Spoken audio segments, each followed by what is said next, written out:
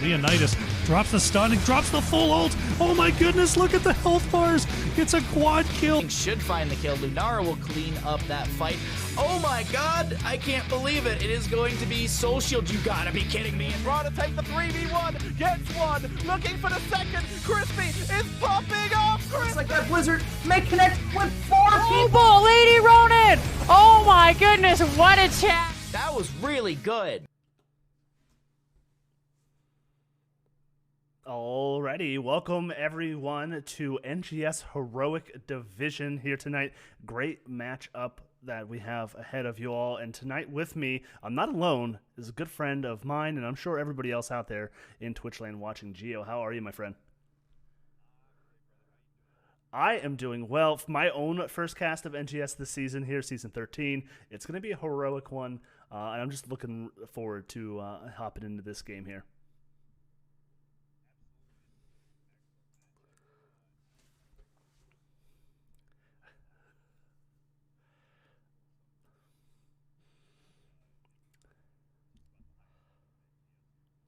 Yeah, it's a I don't want to say it's necessarily a learning curve, but like you said, there's a lot to learn. I think one of the biggest things that I tend to just gravitate towards is just the patience that these players have. You know what I mean? Like even soaking safely at a wall, turtling up, just seems so much more different with these upper echelon players than it does down in our division.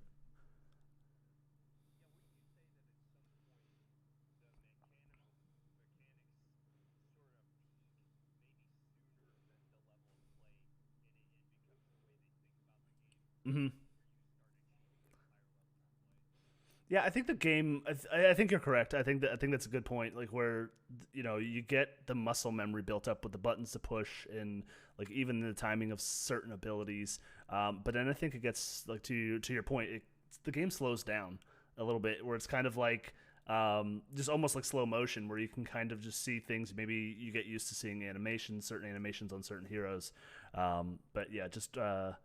It does, and then like I don't think I'll ever get there, so it's just fun to watch and admire these young folks about to battle into the Nexus here. But okay, so tonight we do have Big Push Power taking on Rook Gaming, and I'm glad you asked. So let's go ahead and jump over to the division standings here. So this is Heroic Division. A lot of these teams not able to getting through that. Able to qualify for Storm League, but we have Rook Gaming and Big Push Power, both these teams competing in the at least HRCS. We were talking with Big Push Power. They did attend and compete to a very high level of the Miami land with Chili Mountain. Mm-hmm.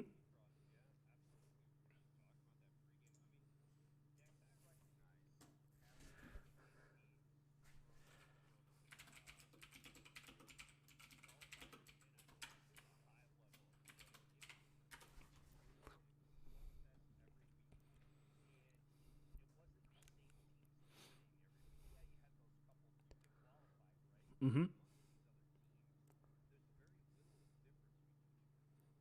Yep.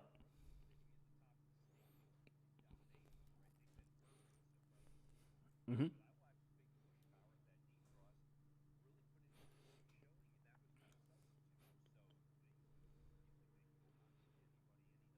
I think so, and I think that's a good point up here in this in Heroic Storm Division, CCL, HRCS. I mean, like you see in any of the sports, like any given Sunday, like this can be any given night in the Nexus where one of these teams just shows up. Maybe something unscathed. They've been practicing for a while. I mean, we are looking at the standings here. Rook sitting at the top of the leaderboard here with 2 dominations under their belt. But Big Push Power, depending on who they played, the first 2 the matches here, trying to get their footing and maybe get their season started here tonight against Rook. Mm-hmm.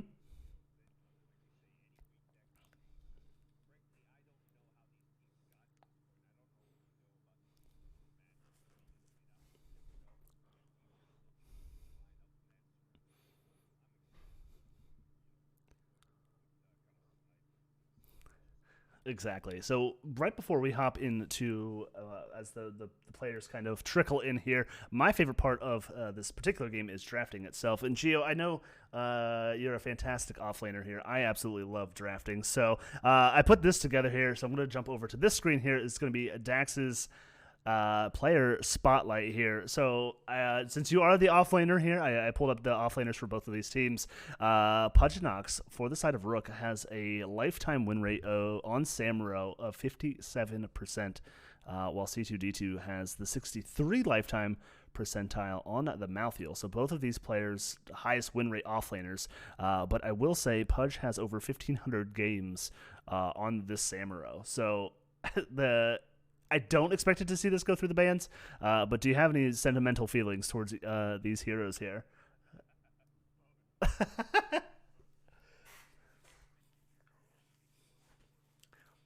Mm-hmm.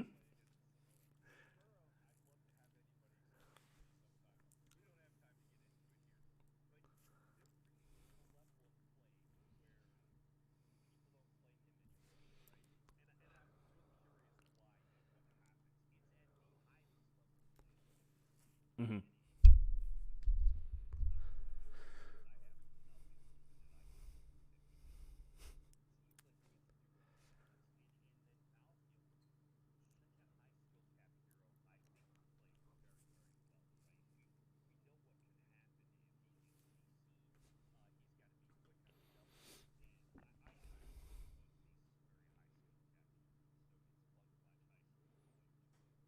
Yeah, I can't handle one hero correctly, let alone two. That's why I don't touch Rexar. And then you give me three.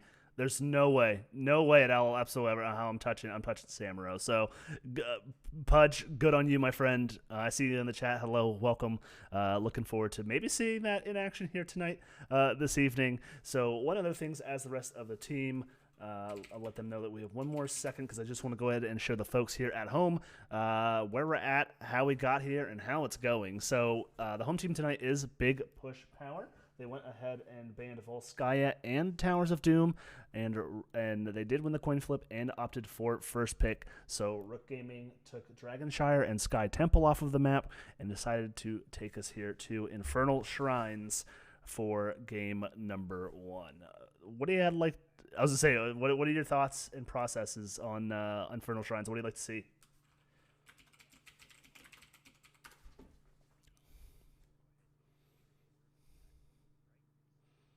Mm-hmm.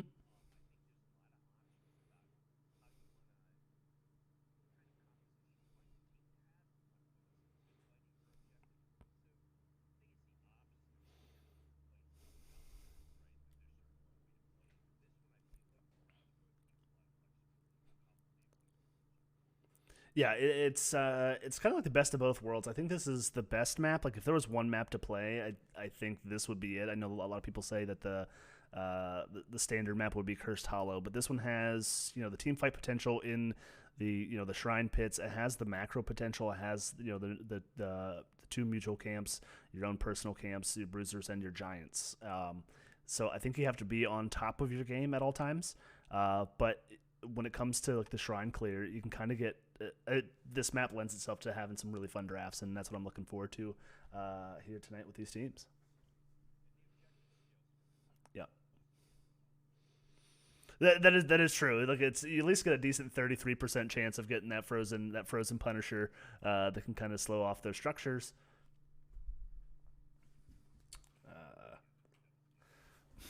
So, and you can opt to just give up the first one. I've seen teams at this tier just know they can get more structure damage, and and I think that to your earlier point that's a lot of that mental game where you just kind of just get the camps. You grab a Sylvanas, you grab a Tychus, you grab anything with a decent amount of siege potential, and just kind of split push, and you get more value. I know, I'm into it here. All right. Oh, okay. Looks like we have a cat on fire. Whether it's true or not, I don't know. Yeah, right. Typical Saturday. Yeah. But no. So I know you mentioned it here. So I know Rook. I do know that one off the top of my head.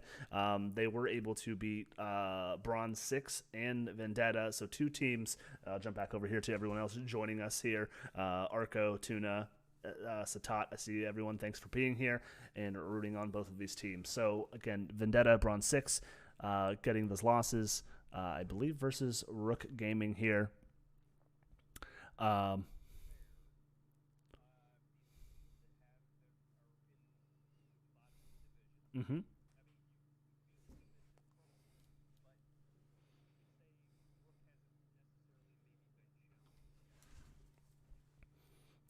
Correct.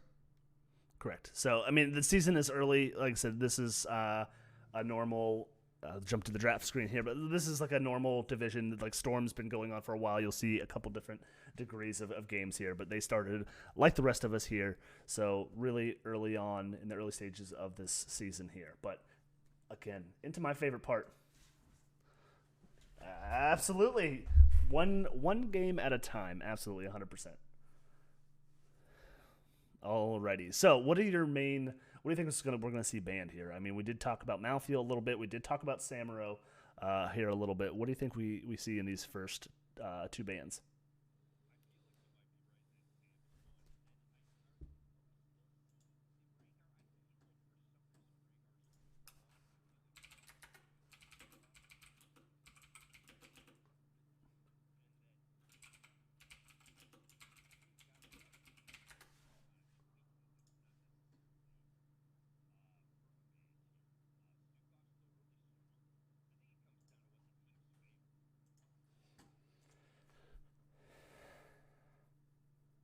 I think you're correct there. Like they didn't touch Johanna, so Johanna still does a decent amount of damage. This is one of her better maps. Where it comes, yeah. In the latest patch, yeah, she didn't get touched.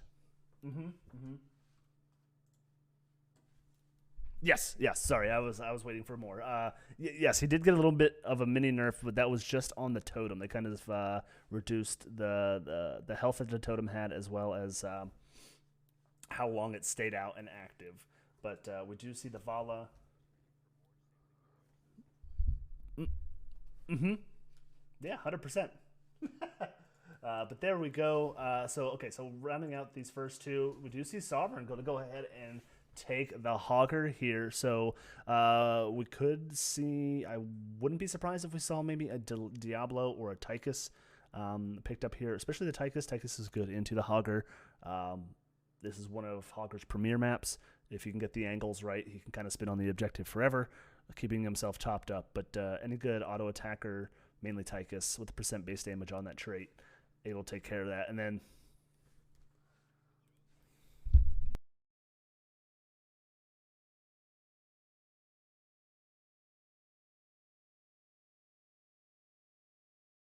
all right, sorry about that. I had to just answer a question here. So yes, so we did see the Johanna band, the Blaze band, both heroes really good on here. The Rhaegar band, just something to not want to deal with.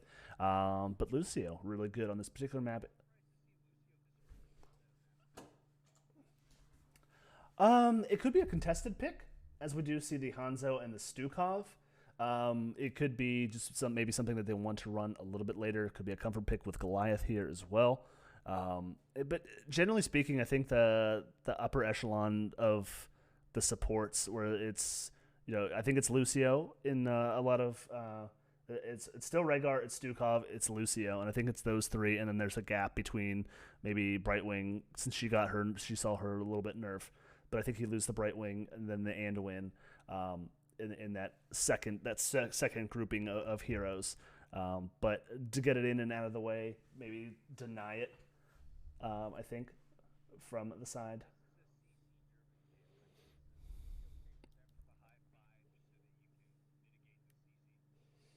It could be. It could just be an all-out, just go ahead and pick whatever you want. Maybe they want to do a taunt Varian. Maybe they're known to run the taunt Varian. Because, like I said, there's three pretty big, beefy frontliners coming out in the term of bans from the side of Rook Gaming. Yep. So, okay, so there we go. We do see the Lucio pickup.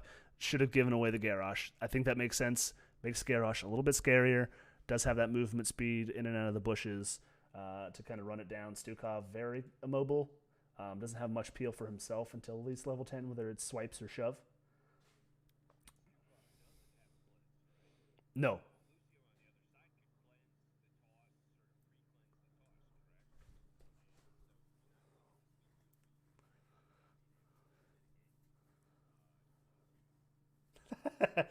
Yes, so usually you do see with the Stukov or those other healers that don't have the cleanse. Usually you could see the Lunara with the Abolish Magic, I believe, at 13.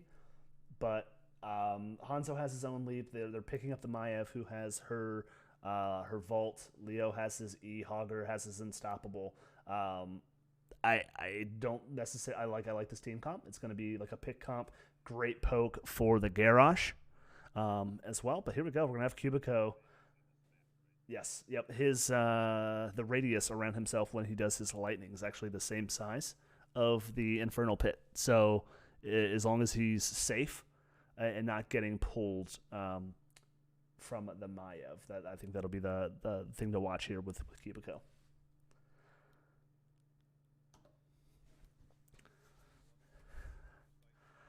Yeah, I like this as well. We didn't really mention the Dahaka. Dahaka didn't. He was kind of already top tier. Didn't see anything of a nerf and made it all the way pretty much to the next to the last for these teams. If you're looking at these drafts, I mean, any particular draft you like better than the other?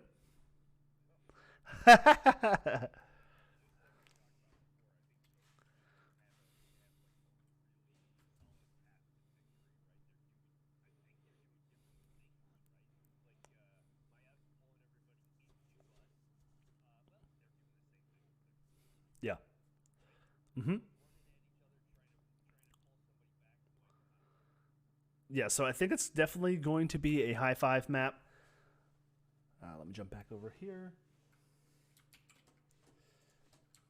But sorry, so it will be probably a high five map for Goliath here to kind of cleanse those pulls from the Maiev. But with that Garrosh, I don't think it's going to be a Warden's Cage. I think it's going to be the Isolation Ult to get rid of that Garrosh and kind of jump in on the back line. But here we go. As we jump in here, over on the left-hand side for Big Push Power, we have Fragstellar on that Hanzo, Final Stand on the Stukov, C2D2 on the Leoric. Let's see, Miniken was on that Maiev, and who did I miss here? They're all pumping together. Sovereign on, Sovereign on the Hogger. And who do we have on the right-hand side?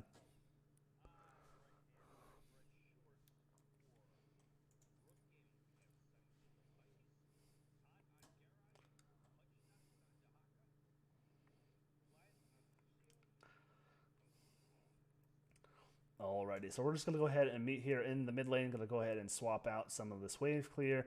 The wave clear is pretty decent on from both the sides. I think it's a little bit better on the side of Rook Gaming to at least for when Hanzo can kind of get a lot of his wave clear here. So it may give them some wave priority on these camps here in the early game.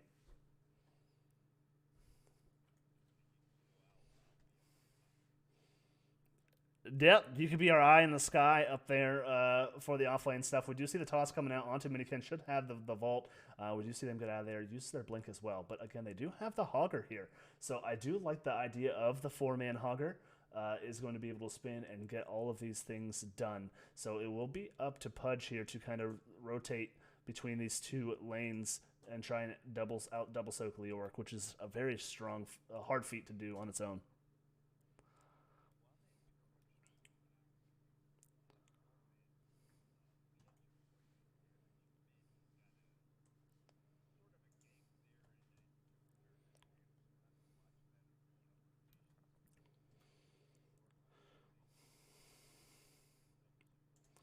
But they are going to go ahead and step up here and try and push this out. We do see the dig coming out from the Dahaka. The silence is there. We do see Maiev looking to go in to get the pull, but Pudge does sneak back behind the wall. But as you mentioned, C2D2 still sitting about half health. In comes Cubico to get some of that wave clear to help Pudge get caught back up. The rest of the team is going to rotate up here to help clear out that wave. And 4s hit by both teams here. Let's take a look at some of these talents. Pretty standard so far. Main tank Maiev, you do typically see the straight E build there. We do have Redemption Hanzo. The only way I can play Hanzo, can't hit his scatter arrow to save my life. So I don't blame them at all. And then, as we mentioned, we did see Stukov see a little bit of a nerf. We do have Low Blow coming out here, which the damage was just kind of went from, I think it was 125 to 100%, so kind of reverted back pre-buff there. So Kubiko is going to blink in there, does get the tether from the Maiev, but will be able to escape about half health. Is going to go ahead and back while the team finishes up that Bruiser camp here.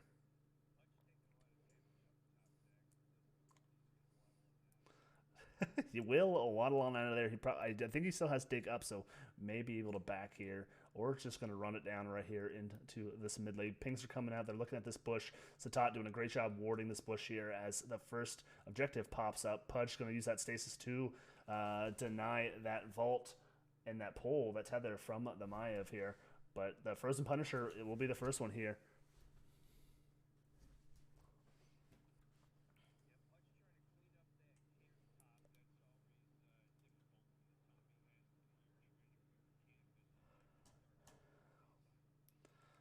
Alrighty, and Lucio getting caught in the Hogger. That will be first blood going over to the side of a big push power. Satat here is a little bit low.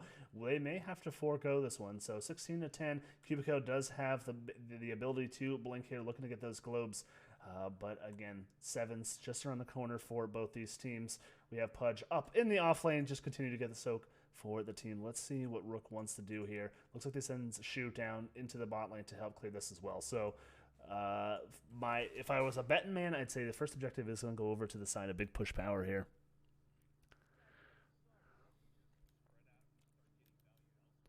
Mm-hmm.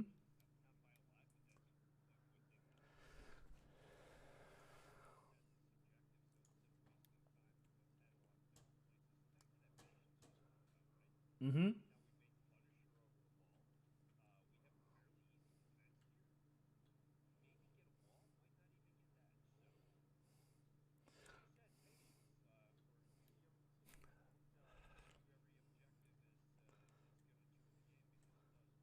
You're exactly right here. So in comes Kubiko, is going to be able to get some of the boost coming out from Goliath as well. Huge tongue coming out onto the side of Fragastellar. Hanzo running for his life. They do get the counter kill here. 1-1 now. And let's see what Rook Gaming does here with his player advantage for the next 17 seconds.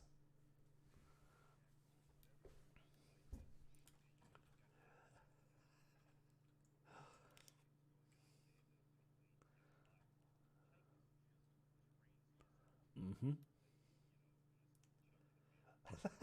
Absolutely, and I do like to mention here, like you said, you do mention the patience. It's a long game. It's the first objective. Unfortunately for Rook, it was a Frozen Punisher to start, but again, they didn't lose a whole heck of a lot. And I'd like to see what teams do here with the advantage. Right? They're getting camps. They're going to go ahead and invade. They do have the man advantage. They don't need to fight over this. But in comes the invade here. Satat, ward in the bush. They're going to jump on the backline here, but they will get this camp. In comes Kubiko with all of the poke damage. Out comes the leap to avoid Satat. Satat does get pulled here. Pudge does pop the essence to top himself off. Great toss coming out. Fragastellar going to get low, but speaking of low, Satat is in a little bit of a danger. Has that armor. Goliath speeding up to heal the tank. Mm-hmm. You're right, 100%. Like, you just run at people at 300 health and win. So we do have 10s online for both these teams here. We do see Shu go ahead and pop this Odin. They are going to push this bot camp here. A little bit of a leeway here. The next objective is down here. So I like this call to continue to push this lane, setting their sights on this next objective. There goes Shu. Great way to disengage that Odin from the side of Final Stand there with that shove.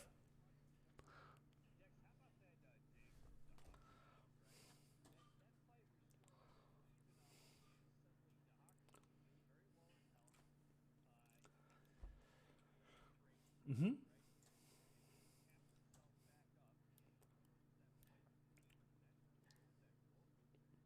Yep, absolutely. So here we go. We are going to get into this pit fight here. This is where Rook does not want to fight. Kubiko does blink in, but out comes the Entomb. C2D2 in a roundabout way catches Kubiko out of position there. Out comes the arrow, but great two-man taunt. That will be a 2-for-1 trade. They're looking for more. Miniken does get tossed. Not over the wall. Does have the blink out and available. Great dodge coming out there from the Maiev. Getting a little bit of a lag spike here. I apologize for that there, everybody. But here we go. No other kills. But we do see a successful camp invade. Yeah, great camp invade there.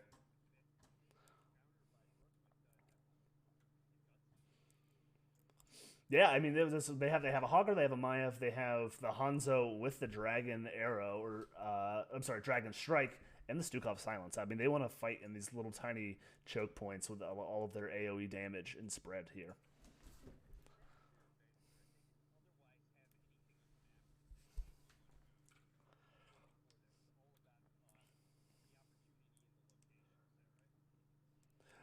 Yeah, so they knew Dig was down. Dahaka was up in the top lane, so they knew they had to 5v4. Out comes that stasis again, but we do get the blink back. We do see Shu go ahead and pop the Odin here to try and get some of this positional advantage here, but we do see Garrosh go down. Pudge is living in the back line. Out comes the shove and the stun against that wall. In comes Miniken. Go ahead and get the resets on that Fan of Knives.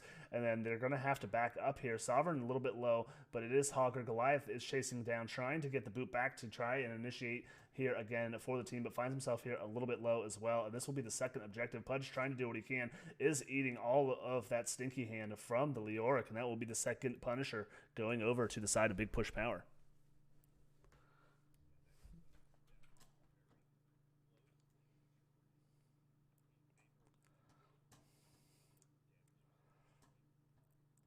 Yeah, absolutely.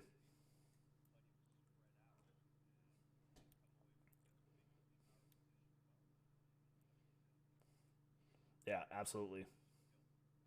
Alrighty, so John Cena is not looking to be done with Rook Gaming here. We do see the Entomb come out, is going to catch Goliath. Goliath does use the sound barrier to keep himself alive. Leo is staying stuck, but does not get to secure that kill. But we are looking at a keep. Satat does step up, does toss Miniken over the wall. The follow-up taunt not allowing Maiev to blink back. In comes Pudge, lands a tongue onto Stukov. This may be a double kill, maybe overstaying their welcome. Great silence from Final Stand. He's going to go ahead and trade his life away for the side of Pudge. And Satat awfully low. Out comes that poke from Hanzo. And this is an absolute bloodbath. 2 for 3 still in favor of the side of Big Push Power, who set their sights here on this bottom camp.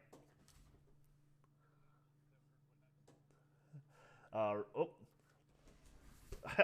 Yeah, exactly. It has all that poke. Getting some lag there. So I will jump back over to us here. Yeah, Hanzo has that poke. I mean, Garrosh does all of his work, in that sub health. He has more of that armor, but again, all that poke, and Hanzo does a decent amount of burst damage, especially he's almost finished with those redemption. He's sitting at 11 stacks as we wait here. So, I mean, if you're on the side of Rook, you're staring at, 1 fort down and 3 members down, just even talented. In your mind, what are you doing here, Gio, on the side of Rook?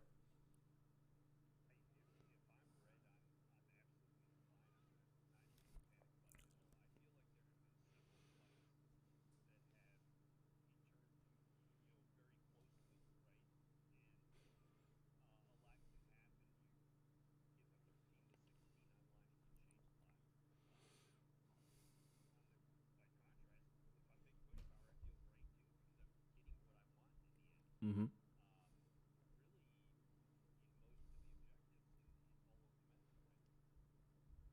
Yes, so I think come 16. I think you're absolutely correct. I think come 16's a lot of Rook's damage is unlocked, but at the same time, Hogger gets pummel. Actually online now here at 13, so able to reduce a lot of the spell damage which is coming out from that Mephisto. This game froze. Yeah, I had a little bit of issues with lag, and I saw some people talking about EU client yesterday being buggy. So I apologize for everybody out there. Actually, you know what? Let me. That's probably a me problem here. Yeah, you are good. Let me just pop that back up. There you go. You are live. Good old Discord. If it, I have to have the window up, or it'll freeze where it's at. So I had a Discord ping that I was trying to address off air there. But yeah, so I'm with you here. So it is 2 dead. They're not necessarily down. They need to get some siege potential here. So whether it's looking for a pick, because it's got to be Garrosh and Tychus. They don't have really a ton of follow-ups you see outside of the Dahaka, so it needs to be somewhat in a little bit of a pick fight here, unless they are able to land the endurance. like the huge turns into the taunt, and then just the Mephisto damage. But I think especially 20, if they get big red button on the Odin, they're able to kind of just take buildings at a whim here. But like, it's not typical here. I'll jump back over here to the in-game screen, and people can take a look at some of these talents since we have this little break. But it's Q build Mephisto. You don't necessarily see that a whole heck of a lot. So you still want those resets in the single target potential kill, and I think that's why you see that with the Mephisto this game.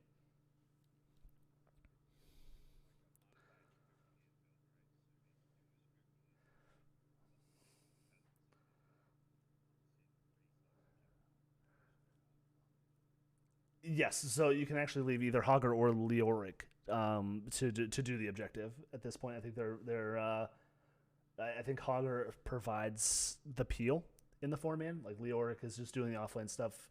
Hogger can be the engage on top of the Maiev, but because Maiev doesn't have a whole heck of a lot of peel, Hogger makes sense in the 4-man. So it looks like they're back in. They are ready. I'm an observer, so I can't type.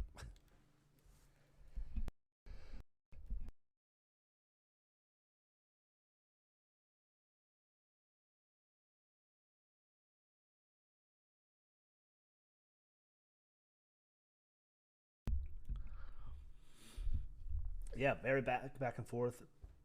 7-5 in terms of kills.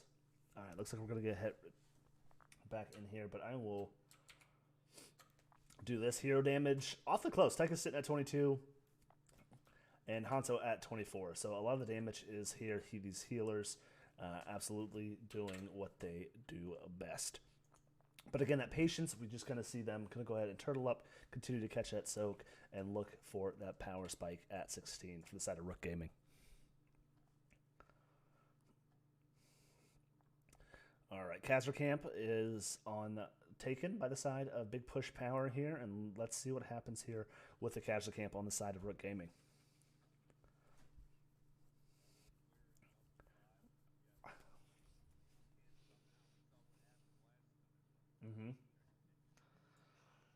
Yeah, this area is an absolute death trap. We do have Satop just trying to get vision here, and I don't think they saw him. So in comes a toss, gonna walk right past Sovereign there.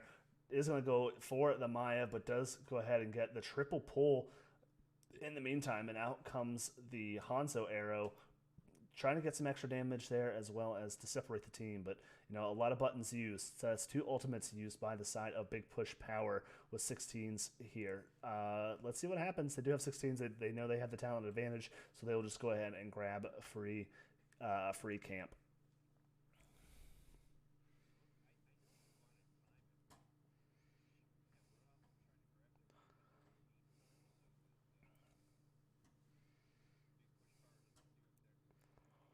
I think they just spread. I think they wanted the fight pre-16s if they can get it. They got 16s and they just split different ways just to go and just try and soak all 3 lanes faster to get to 16 faster. But with the 16 advantage, we do see the side of Big Push Power looking to try and get another structure. We do see the containment disc used onto that Garrosh again. In comes Goliath. The chase is on. They do get the tongue and the lockdown on to Hanzo there, and that's kind of the pick we were looking for. Great body blocks coming out from Pudge. That is a double kill now in favor. 116's hit online. Pudge getting pulled to the wall. Should have his essence back up, but we'll continue to push this. And that's kind of what Rook needed here as they head to the 3rd objective here up in the top lane.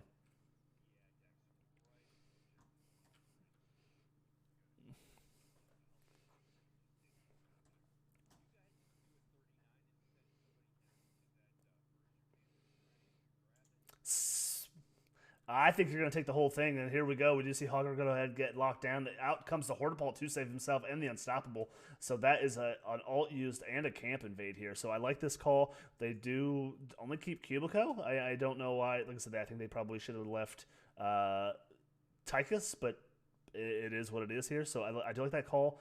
Sovereign is going to go ahead and do that. But again, this is what we were talking about, just knowing what you can get, right? So the side of Big Push Power knows that Rook Gaming is going to get this top objective. So they're trading this top objective and a fort for a fort and bottom camp.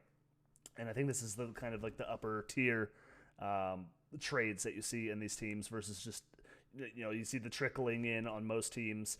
You're trying to fight 5v4 over objective that, like you mentioned earlier, means absolutely nothing.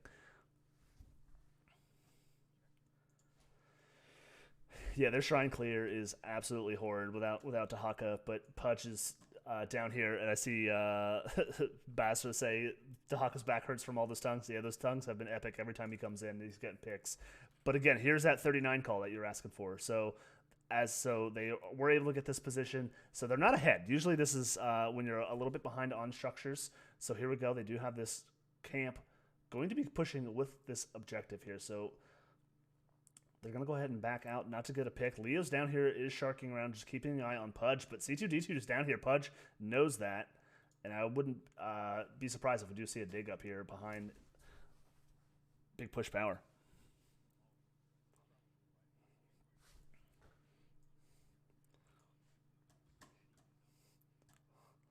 Out comes the pull onto the Silent Shoe.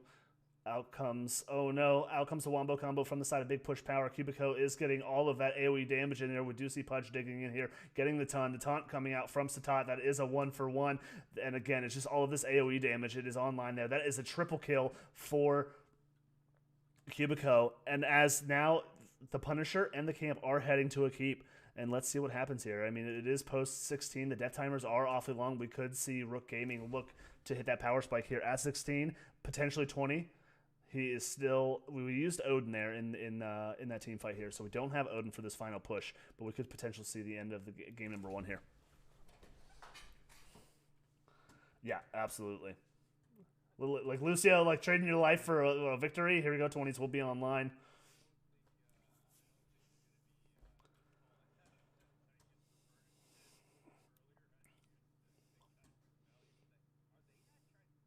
Nope. So they got the bait over to the mid wall. Like 13 seconds left on the death timers. Their Lucio is up now. I like this call here. Pudge is prepping this lane. They want more. They're going to look to try and take down the mid 4 here.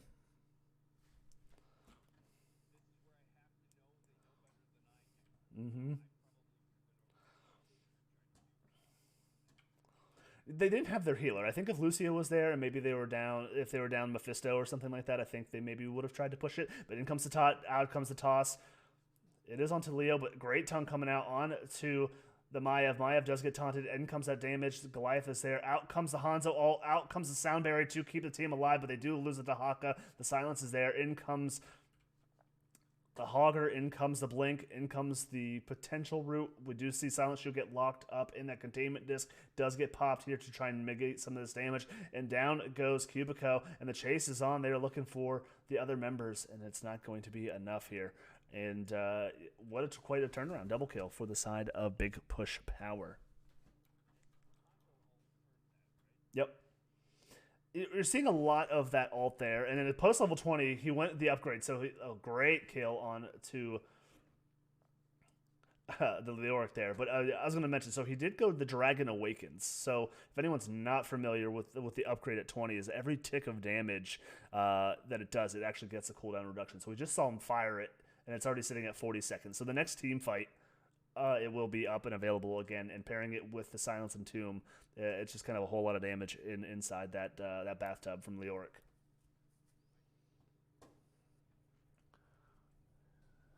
Yeah, it's cooldown reduction is very powerful. It's very powerful in these games. Yeah. So here.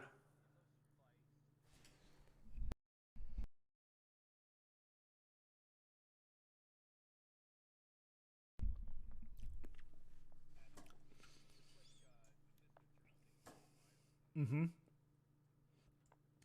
Yeah, it's a lot of damage. The Stukov and Lucio good at AoE damage. Like Stukov has a little bit more of that burst.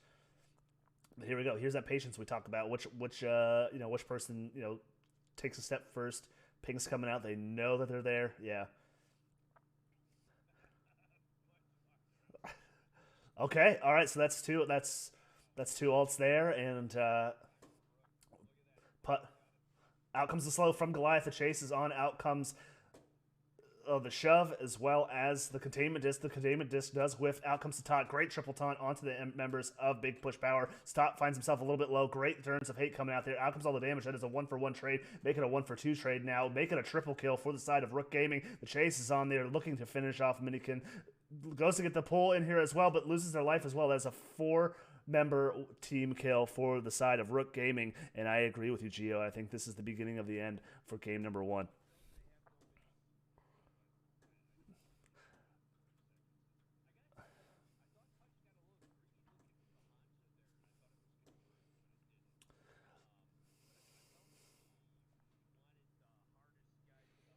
Mm-hmm.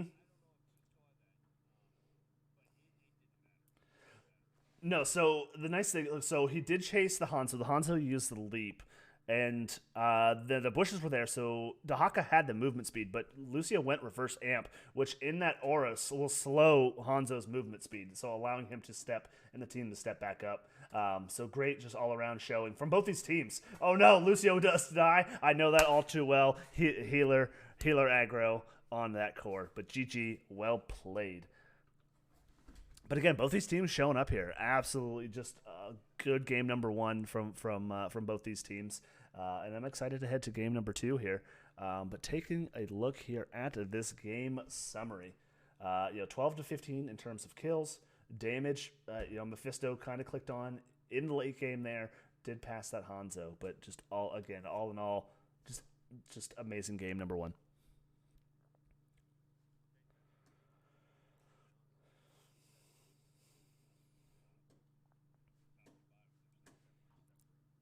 No, it's really not.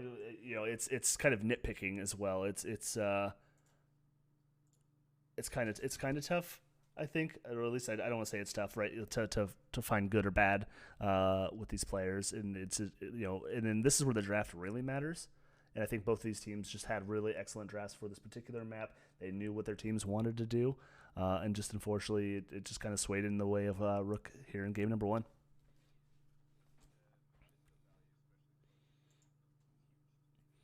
Yes.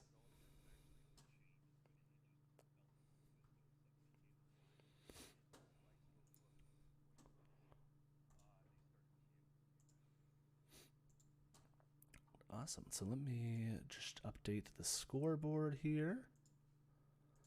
All right. And it looks like I'll jump back over to us here as well. Our beautiful faces, my good friend Gio. But it looks like Big Push Power is going to go ahead and opt for first pick.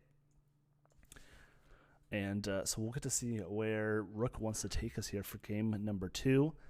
Arco, way to dodge the ults and push back. Yeah, absolutely. That's Goliath's brother in the chat. Good to see you, Arco. So the Lucio player's brother. Tuba, thank you for being here as well. Everyone being here for the chat and showing support for these teams.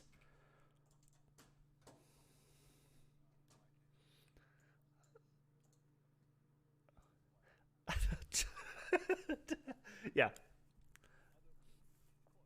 Mm-hmm. I have my background blurred on my camera for everybody at home, but I'm in my basement. This is where my family puts me.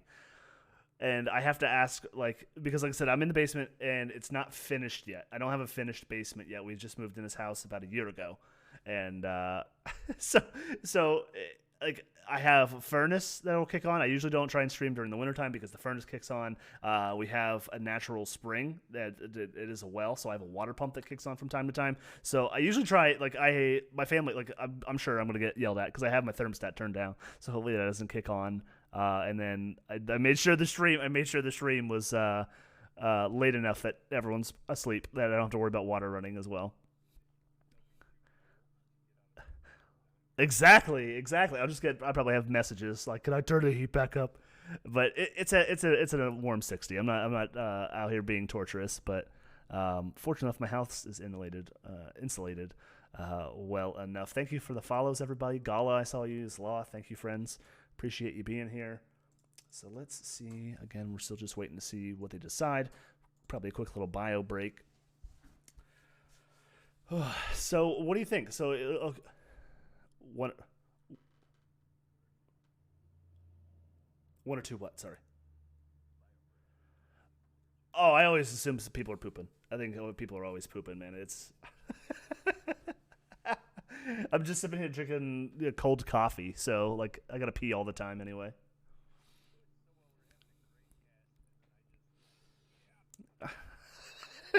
Hey, it's all right. That's why we're here. We could talk. We're gonna talk about this during the game. This is the halftime banter. But so opting for first pick, if you're Rook, like where do you think we want to go? Like a macro heavy map? Do you think that the Rook would have the idea that the macro game is better? I mean, both teams knew how to team fight. I don't know if you try and avoid that.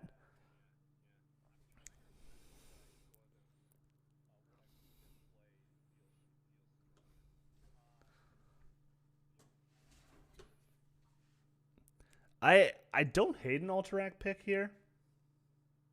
Sorry, so I was just trying to see, but I'm just showing the people at home, maybe people that just tuned in. But we do have Volskaya and Towers of Doom were banned out from the side of Big Push Power, and Dragonshire and Sky Temple banned by Rook Gaming here. We went to Infernal Shrines, and Rook Gaming did win game number 1. I would mind BOE. That's one of my favorite maps outside of Infernal Shrines. But we also have, I don't want to go to Braxis. I hate Braxis. But could be Cursed Hollow. Tomb of the Spider Queen is still up and available. I never hate Tomb of the Spider Queen map. And then from the hero pools that we saw, I think that one makes the most sense between the Mephisto, the Maiev, the Tychus. But I like a good Alterac. I know Crush isn't a fan of Alterac. Because it kind of stalls out, I'd say, a little bit. It just kind of gets boring, or you just the one camp, and that's about it. Alrighty.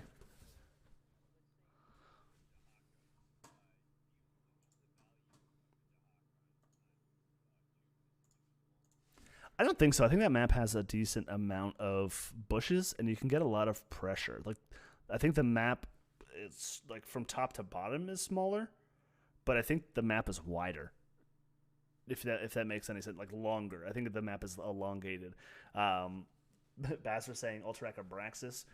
So I have the map selection screen as I updated it, so I ruined everything for everyone. So we are actually heading to, for game number 2, we are heading to Cursed Hollows. So just the purple, yeah. Yes, the purple version of Alterac Pass.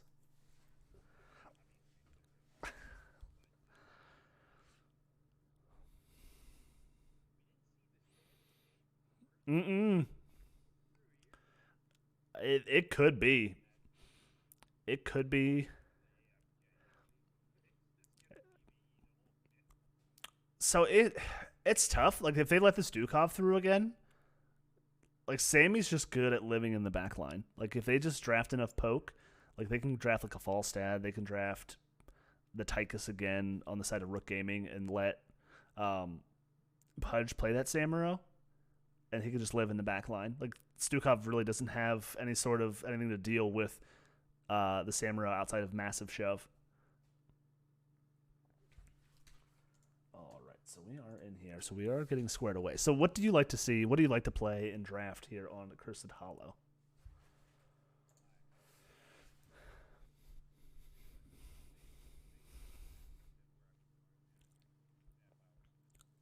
Mm-hmm.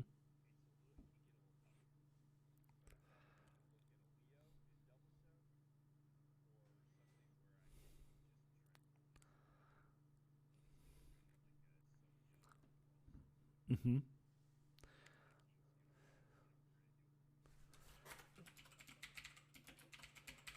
I like Double Bruiser. I like Double Bruiser on this particular map. I like Double Bruiser especially on Dragonshire. Dragonshire, I like to have my Bruisers in the top and the bottom lane, and a 3-kill comp in the mid that can rotate and safely soak or rotate top or bot. I like, that's just what I like to draft.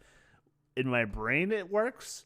In execution, might be different, right? So, but I think the name of the game here is boss control and boss clear. Now you can. I think Junkrat is a good pick on this particular map. has all of this displacement, and he can poke for days. Li Ming as well. You don't see a lot of Chromie, but Chromie could make an appearance here. But I think Hanzo, again, we may see Hanzo banned just because he can stall the objective for days. Could see Vikings, could see Hammer. A lot of these upper echelon heroes paired up with these players. And again, we mentioned the Samuro as well. So just excited to get into this draft here. Oh, no, that's no problem. All good. I'll fix that. The nice thing about Soothsayer, all the nice thing about Soothsayer is just swap and update, and then just want to make sure swap teams. No problem. The nice thing about using Soothsayer is literally there's a swap button on the panel that's just and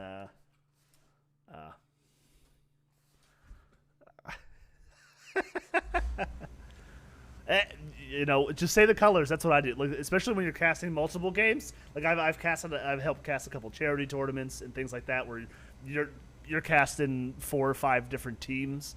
It's just like, blue team or red team, left or right. Sometimes it gets a little bit messy, but it's all fine and good. Again, just appreciate everyone being here tonight, watching a heroic Game 2 hype. Maybe we get to see a Game 3. Let's see what these teams want to draft.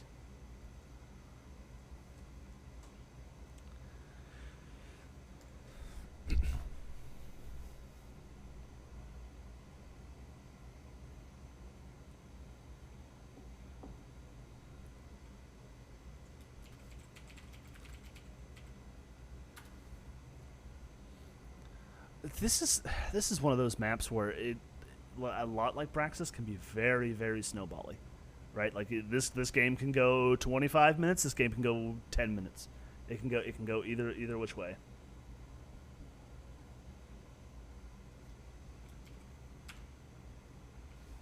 Mm-hmm.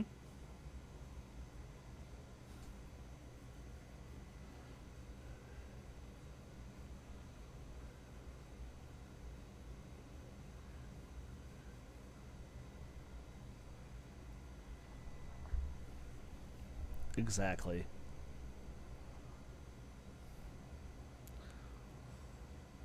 No, and I agree with you because the majority of the objectives are pretty linear, where something is shoving down the lane that will do damage to your core. I think outside of this and Towers of Doom, because this one just shuts off structures and makes your minion waves 1 health. Where like if you don't have any keeps, if it's 19 to 20 and you don't have any keeps, and they want to run to objective instead of pushing, like 100%, the core is still alive. The core will still defend, and I think you're right. It's a good point.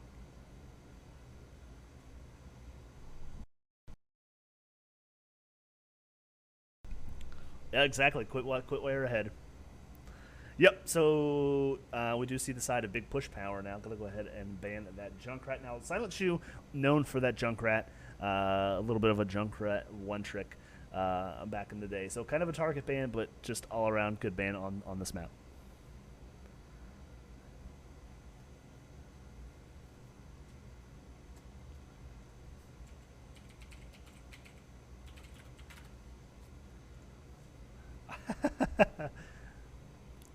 Unless if I'm playing it, then I'm just throwing up prayers, but spamming Q. I'm out of bullets, and that's about it.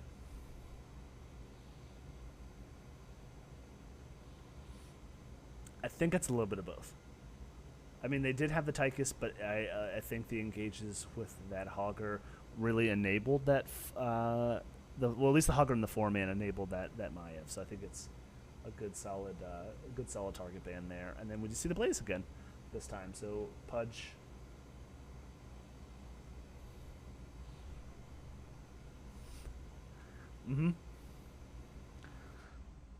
Yep.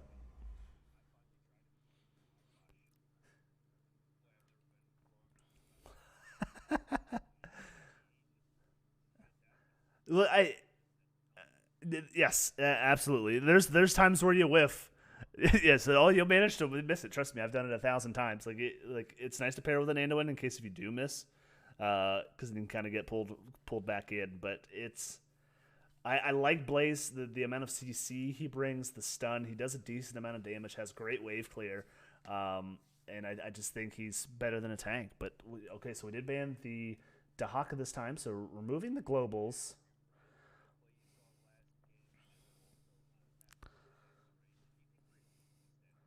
I like this idea.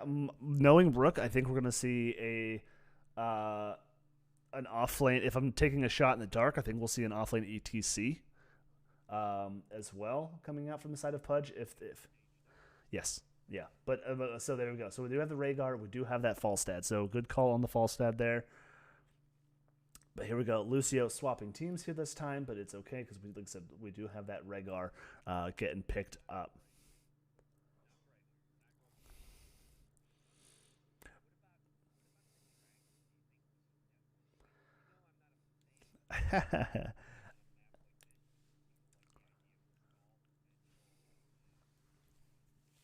He's good. I think he can get targeted. Like I don't think we see.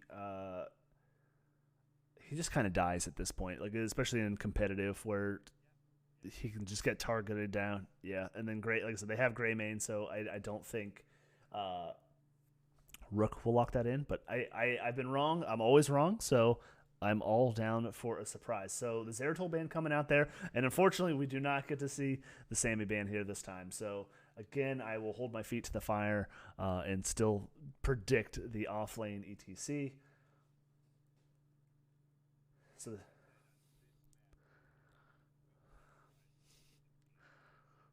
yeah.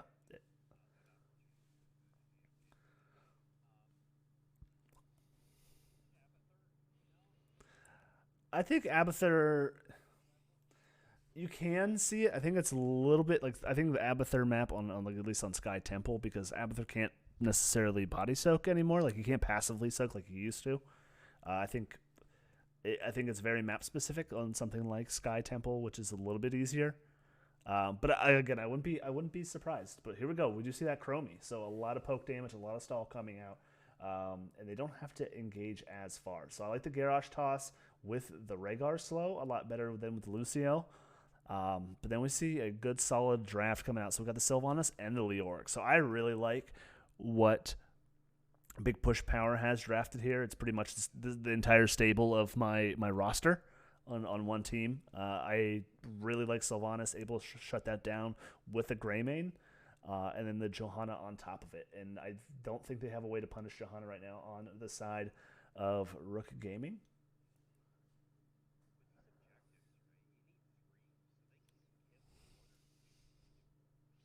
Mm-hmm. Yep. So here we go. So we do have the Lost Vikings getting picked up by Pudge here. So we'll have Chromie, Garrosh, Falstad, and Rhaegar all sitting in one lane. Falstad and Rhaegar will be able to go grab camps at their whim, and then able to stall. So, but at the same time, they have a tremendous amount of siege potential coming out from the side of Big Bush Power as well. So, but they don't have a global, so they're gonna be stuck in their lanes.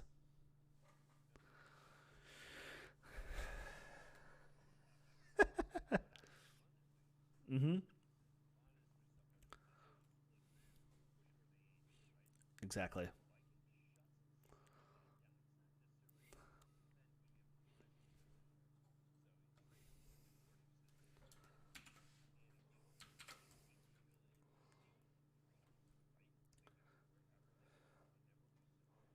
Exactly. But at the same time, that's how you kind of get around the Vikings as well, as you just hard push one specific lane.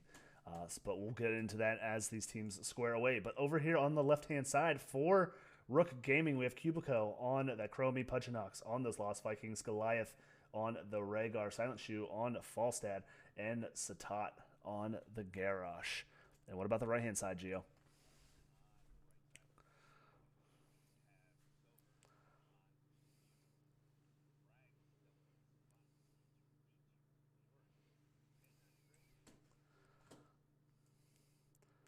Alrighty. Alrighty, so let's go ahead and see what we're doing. So here we go. We do see the bot lane cheese. Shu is going to go ahead and sniff it out, is going to go ahead and get 6 quick stacks here as well. Out comes the stun, but they will be able to peel away here as well. But yeah, to your point, so there we go. We do see Vikings will most likely be in each and every single lane, and nobody's top right now. They have 4. So Leo's going to do the best that they can. Great toss onto Johanna. Does not have the trait up and available until the last minute. Goliath gets thrown in there, looking to get the silence out as well. Great stun coming in here as well. So yeah, first blood going over to favor. So now, yeah, so with Garrosh, like the tosses are now on different cooldowns since they gave him friendly toss at level 1. But here we go. We do see.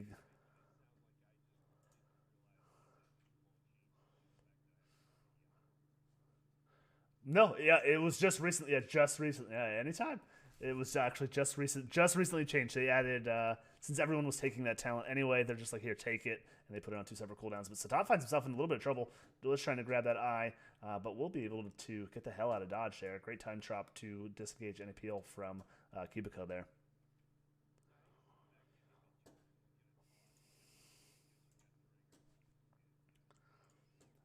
Yeah, I think he was just kind of scouting to see where they were at. They do have the Rhaegar up on that camp. Goliath needs to be a little bit careful here. Satat just going to go kind of eat some of these and finish up that camp. All the while, Sovereign and Mini going to go ahead and start their own Bruiser camp. Pudge just doing Pudge things, going to be a little bit annoying here with Eric the Swift.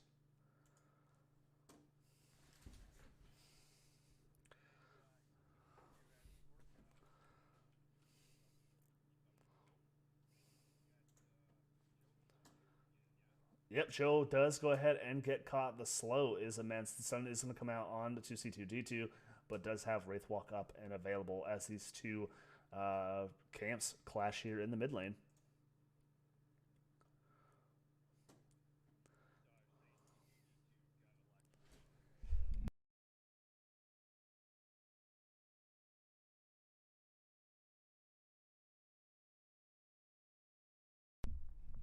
Yeah, it's nice. It's like a little mini vacation. You get to see some different sights, different sounds.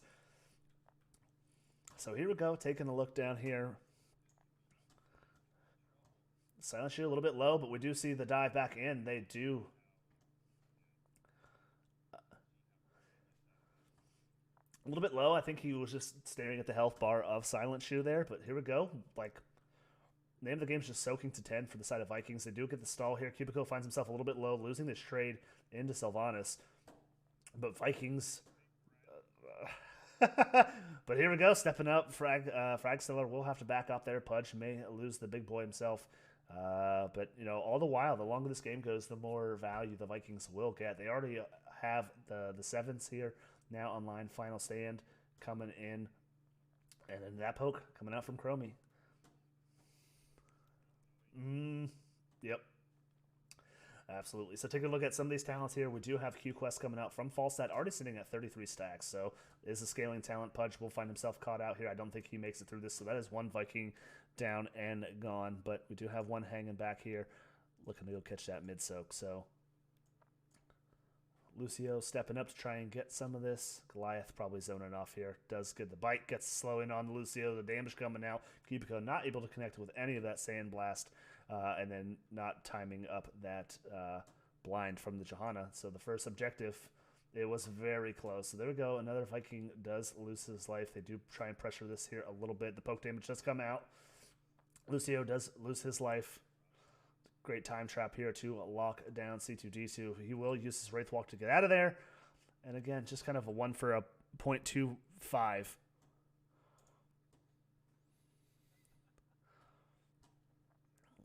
It's tough. I don't know the math. I don't know the math here. It's a 0.75.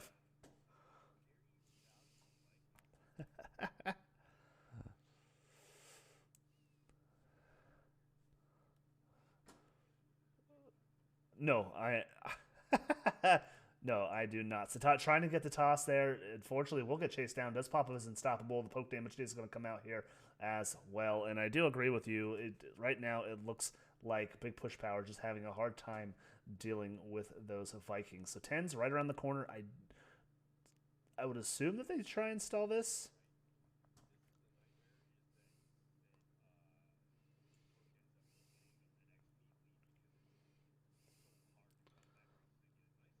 Yeah, toss coming out from Johanna did take the instant mount. I like that play from Final Stand there. We do see Pudge lose one of the Vikings, but Goliath able to back cap that objective. So 2-0 in terms of tributes here. But Satat finds himself a little bit low. Giants doing their thing down here in the bot lane, doing some pushing with this Sylvanas. So again, this is kind of what you got to do into a Vikings, right?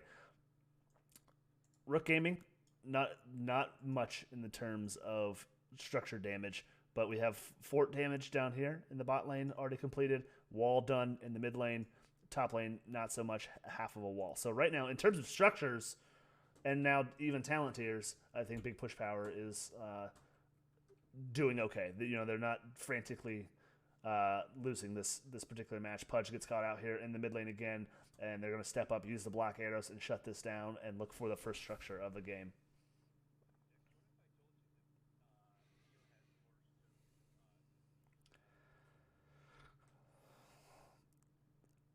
I wouldn't be surprised.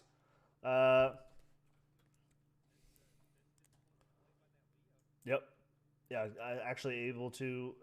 Well, the thing is like they have so much siege potential now coming out from the side of Big Push Power. Like they have to be dealt with, right? Sylvanas Greymane just absolutely shutting down a tower, and the siege potential here for the side, like they don't have much on the side. They just need to get that level advantage with the Vikings and hope to win the game after a team fight. So outcome's unstoppable where they do toss Goliath outside of the Entomb, but the chase is on. Blind coming out onto stop, finds himself a little bit low.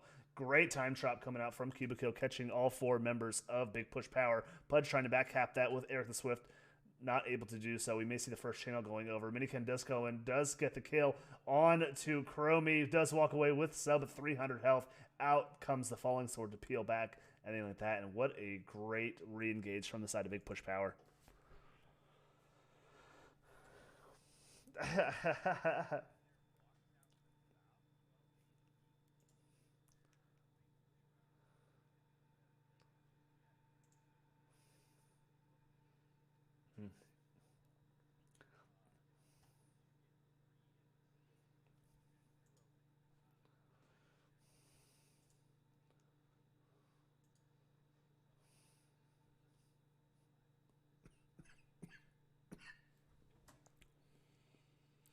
Absolutely. So we do see the boss go ahead and get started here first by the side of Rook Gaming.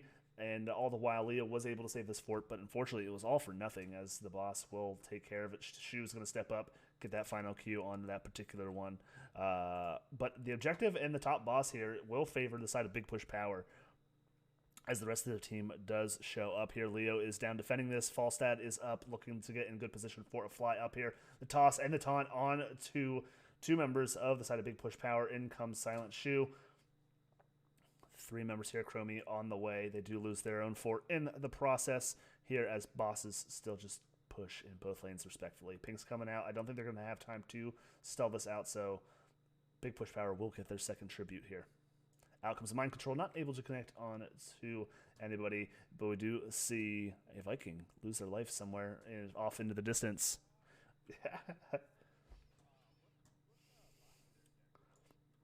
There we go. Eric the Swift doing all of the Swift attacks, getting a full, I would assume a full keep wall there, and trading, Rook Gaming coming out ahead by half of a turret here.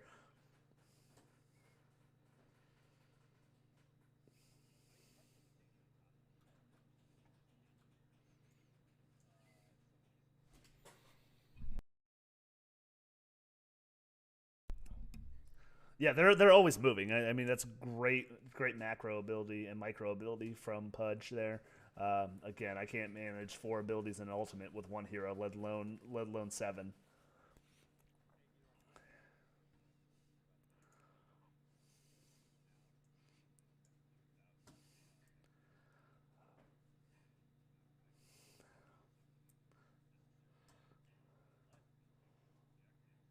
Yes. Yeah, able to go and install objectives while 2 other bodies can soak. It will kind of compound here. The curse does go ahead and get capped here for the side of Big Push Power here. And let's see what they want to do with it. It looks like they do have this camp pushing here in the mid lane. I will almost guarantee that they do finish off mid fort here. Down goes one Vikings, losing some of that XP. We do see 4 members of Rook down here clearing the bottom giant. C2D2 just going to soak up the XP and continue to push. And there we go. Fort is destroyed here in the mid lane. Greymane rotating up top.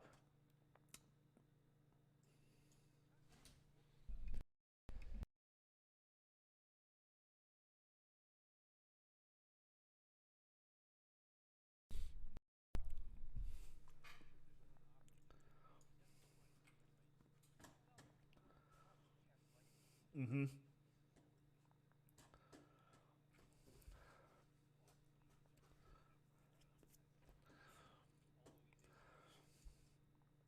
Well, exactly. If they need to maybe like the gust, I think the gust value on a lot of the boss engages is important. But I think maybe the Vikings look kind of free at the tail end of that draft, and Pudge was like, "Yeah, let's run Vikings." After they already picked the Falstad. I mean, definitely a question that we can bring up in, like I said, in the post if Rook happens. So when Tosk does come out onto final stand, pops to unstoppable. Out comes the slowing sands. We do see the 2-mana tomb. Great gust to disengage. All of that nonsense there as well. Minican does go ahead and hit. Go for the throat. Does lock down the Chromie. And the chase is on here. Silent Shoe finds himself a little bit low as well. Satat not able to peel. So that is 2-for-nothing kill in favor of Big Push Power. Not much to do other than push structures here. So I think that's what we do. They do have the first level lead of the game here at 16 minutes. I'm sorry, not 16 minutes, level 16.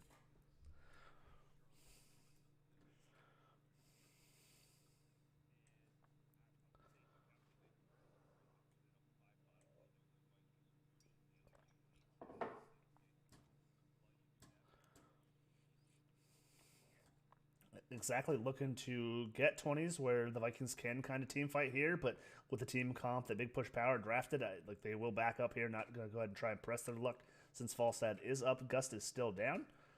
Boss down here, 29 seconds, and theirs is 30 seconds respectfully. So looks like Johanna will back as they, I want to see them try and get something here. They may look to just kind of reset themselves and get themselves in a good position to take top boss and close out a second of 3 keeps.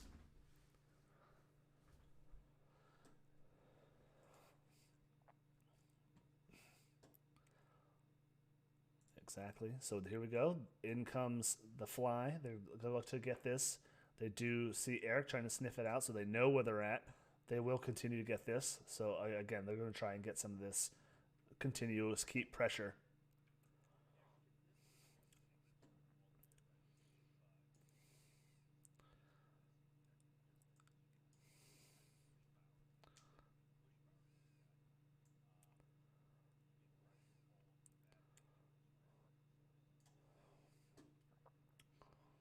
Yes, it sure can. I mean, if they go ahead and get this tribute, Leo did clear the Giants, but their boss is in the bot lane as we square up here. But they're not in position to do anything, right? Like Big Push Power has this camp pushing mid, like they're gonna waste their tribute fighting over this boss. And I don't think it does anything for the side of Rook Gaming here. So they will go back and kind of clear this.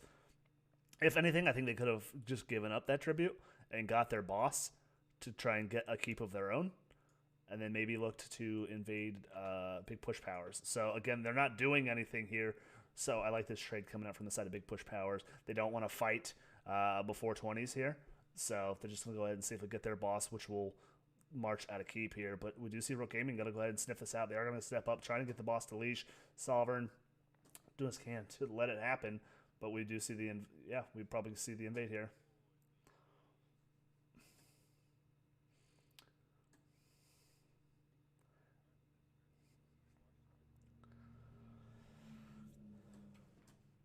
Yeah, absolutely not. But again, we're just wasting Curse for the side of Rook.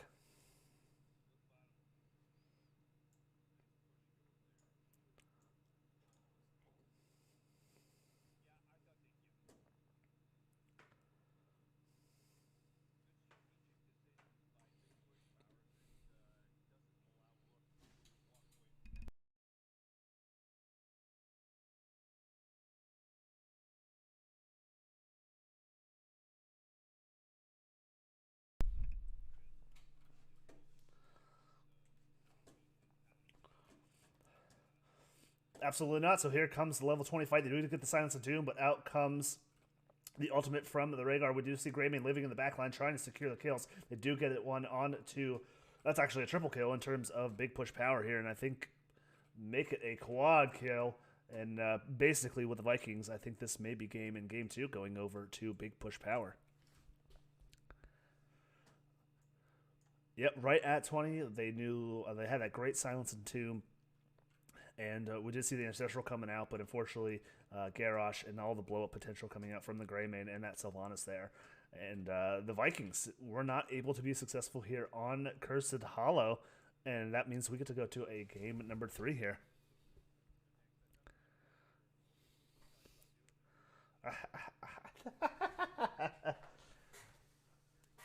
Well, these teams are giving the people what they want, unfortunately. I think the people at home won a 3-game series.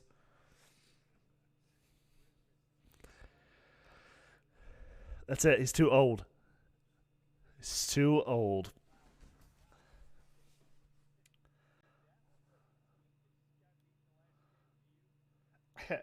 No, I mean, that's, again, it comes down to, in terms of draft. I mean, 8K soak, for the Vikings, but at the same time, like, they weren't able to do much with it in the early stages of the game, where I think it was before the second tribute, but they had walls down in each and every lane on the side of big push power that they were able to kind of take advantage of it. And then even when they had such a presence on the map that even when Rook had the curse, they couldn't do anything with it. They just kind of like positioned around that boss for no reason, burnt half of it, and then big push power just took their own boss because, I mean, they let Eric auto attack half of that keep down in the bot, and Leo rotated and killed him, and that's really all the pressure they got in structures off of their own curse.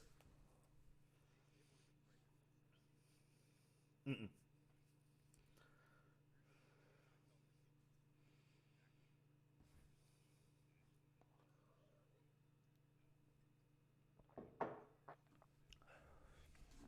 Absolutely.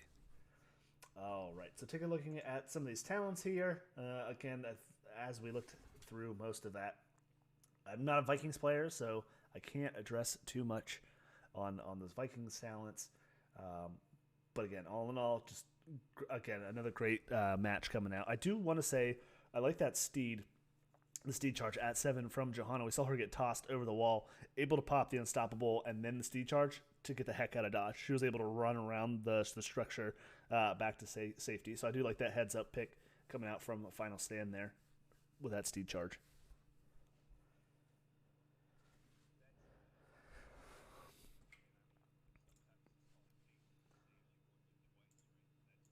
Yeah, 100%, and that's all I needed. Like if they were able to get picks with the Vikings, I think we're talking a different game and maybe the 2-0. But just like you said, all in all, just congratulations, or just I guess congratulations are in order to big push power, keeping their heads in it, not getting tilted, and coming out for.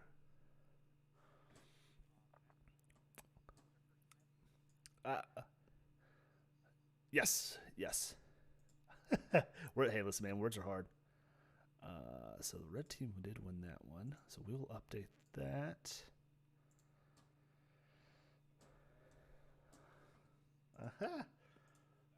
Listen, no, I'm done. We're gonna end the stream here. Good. Yeah. All right, so I will be able to. All right. Yep. All right, it's fine. They love me so much and don't care about the work that I have to do. No, it's fine. It's fine. Again, I do only have one button to push. I just want to make sure that everything is in order here, which it looks to be. So, all right. No, we are good. So, okay. So, I know Geo did spoil it. My least favorite map in all of the game is Praxis Holdout.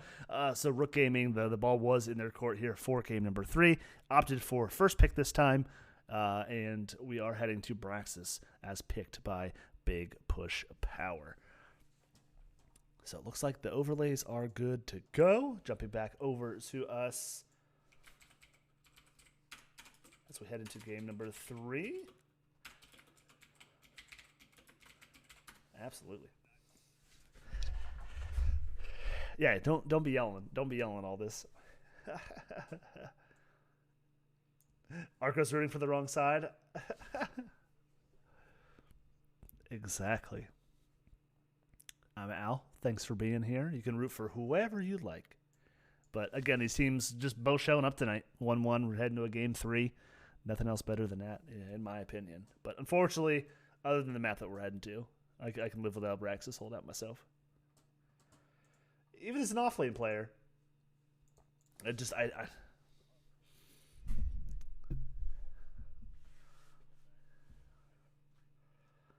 mm-hmm.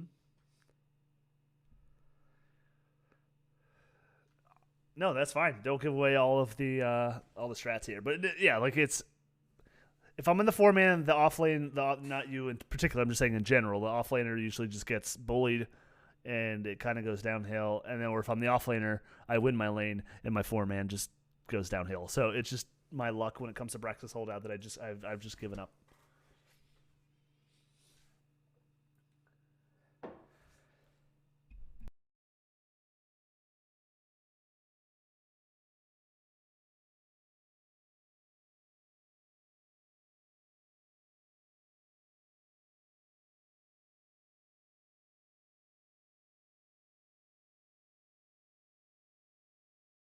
No, I apologize. I had a little bit of a cough attack there, tickle in the back of my throat, and was saving everybody the.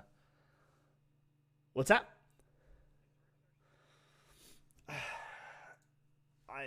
It's tough. I think he's a lane bully.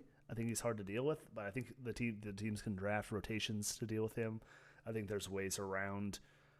They know different ways. Like Kira, you don't see Kira very often. I know Kira's really good into Rexar. But potential. I mean, I think Rexar. This is one of his premier maps. This in Dragonshire. Mm-hmm.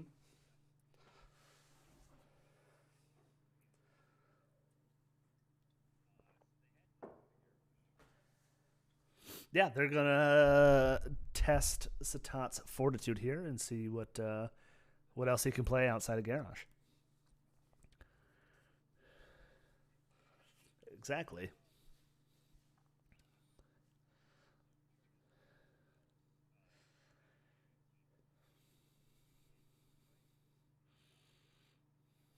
Mm-hmm.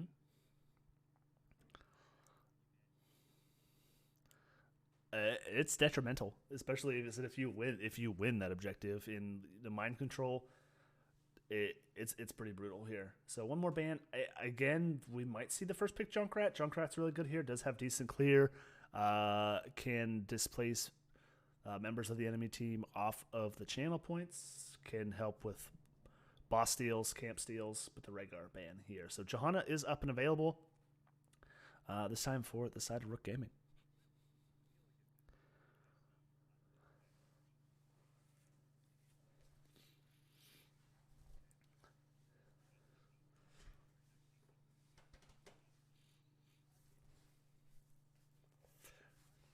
Yep.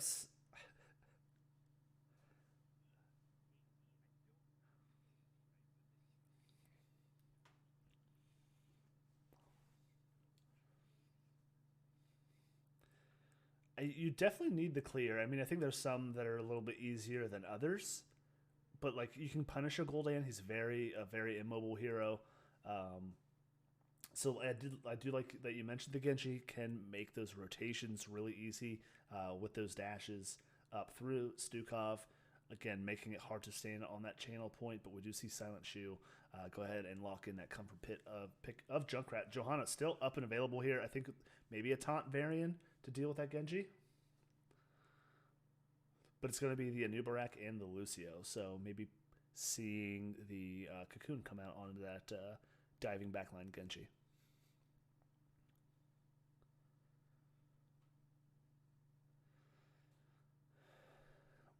Yeah, Lucio.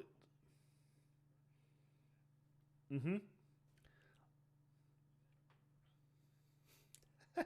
Yeah, you end up doing the ring around the rosy, yeah.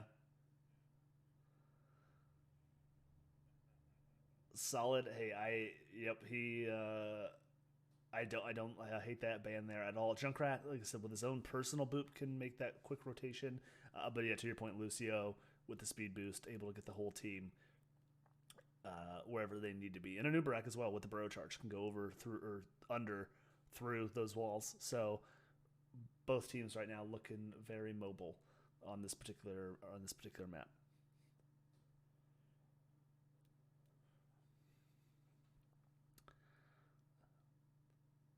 And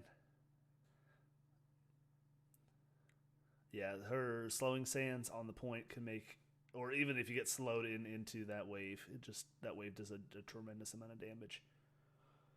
So Johanna still unbanned, just not wanting to be dealt with. I mean, Final Stand played a good Johanna.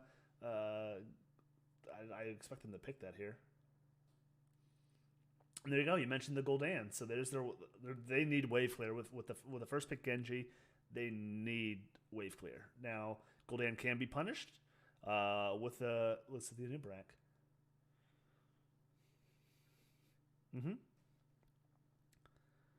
So Cubico is still.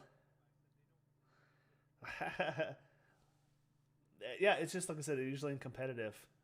Yeah, I mean that rag, but it's one of those things where you see you can either draft to win the objective or draft to lose the objective, and drafting all of the wave clear means that you were drafting to lose the objective, right? If you draft to, and there we go. So let's see what they want to take into the offlane here. Again, it could be a Rexar. I don't know. I don't know that the Rexar into Samuro. But again, who knows? I'm out of guesses. It's going to be Dahaka. Alrighty, game number 3. Who do you think takes the victory here, Nigeo?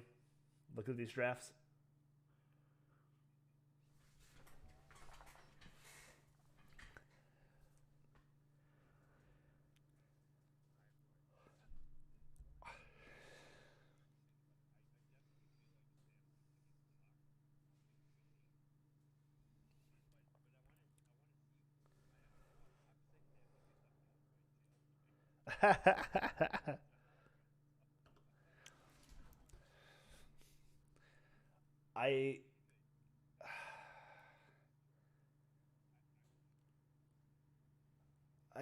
It's tough. I think if Samuro and the rest of Rook Gaming can get into that back line, like Johanna steps up and they just like kind of ignore Johanna and I think Rook Gaming is I like their draft right now. But if Johanna can be the bulwark and hold that front line, I think Big Push Power has a chance. But here we go, heading into game number 3. Over here on the left-hand side for Big Push Power, looking for that reverse sweep. We have Sovereign on that Stukov, Ragstellar on the Ghoulish Daniel, Final Stand back on Johanna, Miniken on the Genji, and where to go, C2D2 on the Dahaka. Yeah, Ghoulish Daniel.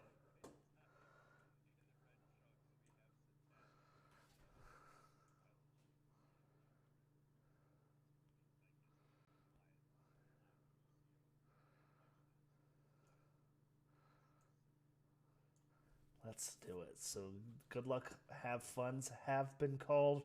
Positioning is here, looking for the enemy team. So the tongue does come out. The rest of the team is here. There we go. I mean, Gul'dan does a tremendous amount of siege damage here. So let's see what happens. Maybe we just trade this out. Maybe we get a 3-minute Braxis holdout base race. Whoever blinks first, right? Wall down up top. Exactly. This is the new game mode. C2D2 getting a little low. Does have the tap. Wall is down. We do see the rotation coming up here. So blue did blink first. Shit. Oh my bad, everybody. I'm calling this in game. I knew it was gonna happen. So there was the spray. My fault, everyone. So let me. Yeah. So the first spray was there. So top is going to go ahead and get taken. Sorry, 20-second delay. And half a wall there. That's all you missed there, friends. They were just pushing in separate lanes. Offlaners in top and bottom in their respective spots. But yeah, here we go. First objective is up.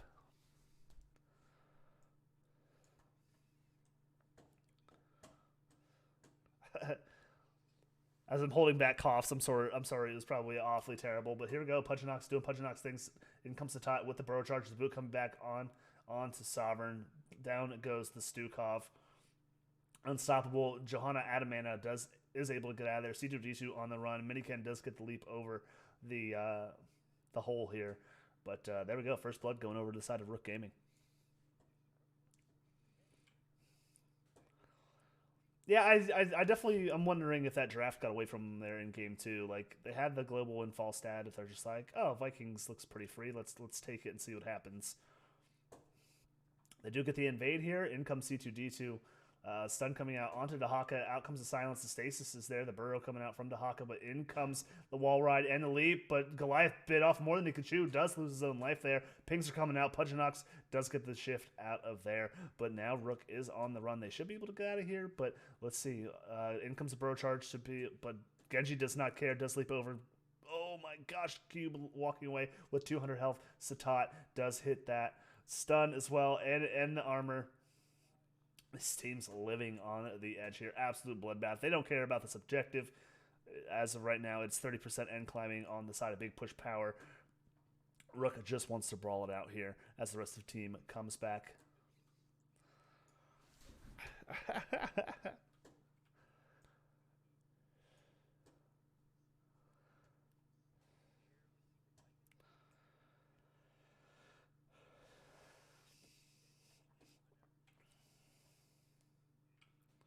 Yeah, yeah, there we go. So now the channel is over in favor of Rook Gaming here, and I will talk about it once this team fight does finish up here. So we do see Final Stand is going to go ahead and step up, but the boop coming out from the Junkrat. Miniken living in the back line. The boop does come out as well, but needs to watch that damage coming out from Cubico when he is popping that deflect, and down goes Cubico. Goliath at sub 100 health does skate out of there. And again, now we saw First Blood go over to Rook Gaming, but back-to-back unanswered kills and a first objective going over to the side of Big Push Power. Satat finds himself in a little bit of trouble. Genji does go ahead and jump back in here, does hit that Protect, but no damage is there to deflect back. And Goliath doing a great job there, keeping Satat alive, and will have to back as the Zerg wave pushes up here in the top lane.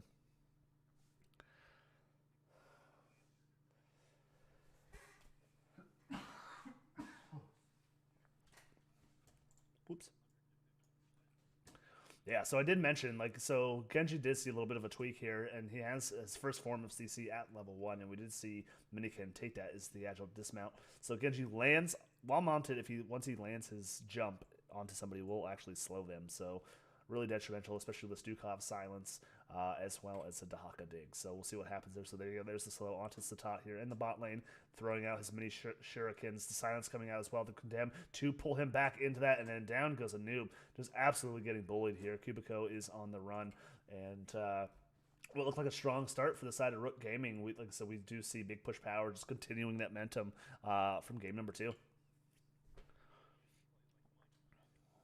Yeah.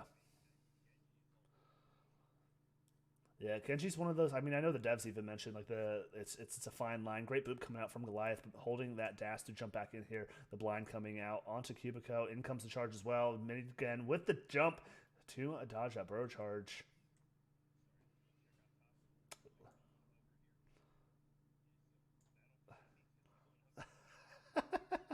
Yeah, absolutely. Pudge was. Exactly. But again, just structure-wise, it's kind of a bit of a brawl, 3-1 in terms of kills, but Fort's about half to a quarter health, respectively. And then I guess this little bit of a fourth in favor of the side of Big Push Power here, as both teams respectively just head to their camps.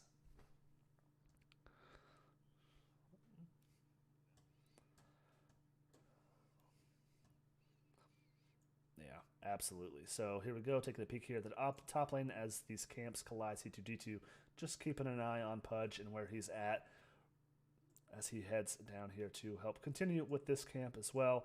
Great clear coming out from Silent Shoe. Allow that camp to push here in the bot lane. But a level lead for the side of Big Push Power. Scouting out the boss, nothing there.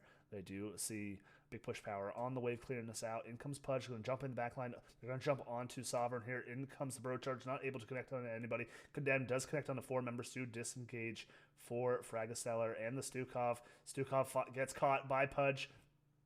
Out comes the finish quest. They are up the Condemn again. Out comes the Punish to slow out the team. Again, a lot of buttons being pushed, a lot of aggression from both these teams, but not a kill there.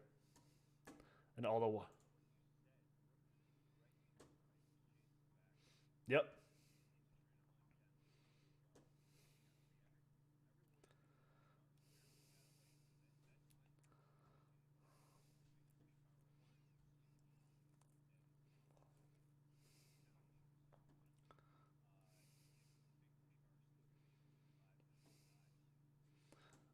Absolutely, and I absolutely love the Bless Shield pickup here, the Horrify as well. So we do need to see Rook take a step back here, be a little bit less aggressive with 10s. Pings are coming out. They wanted to go ahead and engage on them while they have the 10 advantage.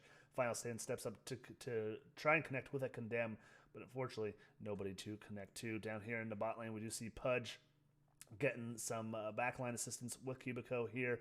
And C2D2 able to hold down that bot fort, but Cubico is going to go ahead and step up. C2D2 needs to get the hell out of dodge, but will give his life for this objective.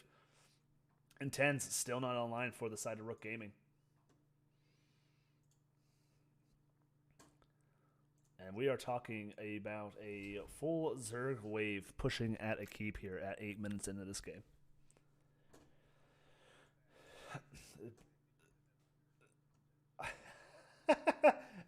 But both those maps, yeah, I mean, they are chasing down Cubico. Cubico is just trying to get 10s for the team, trying to delay his own death in any sort of push potential here. So let's take a look how the clear is going for the side of Rook Gaming.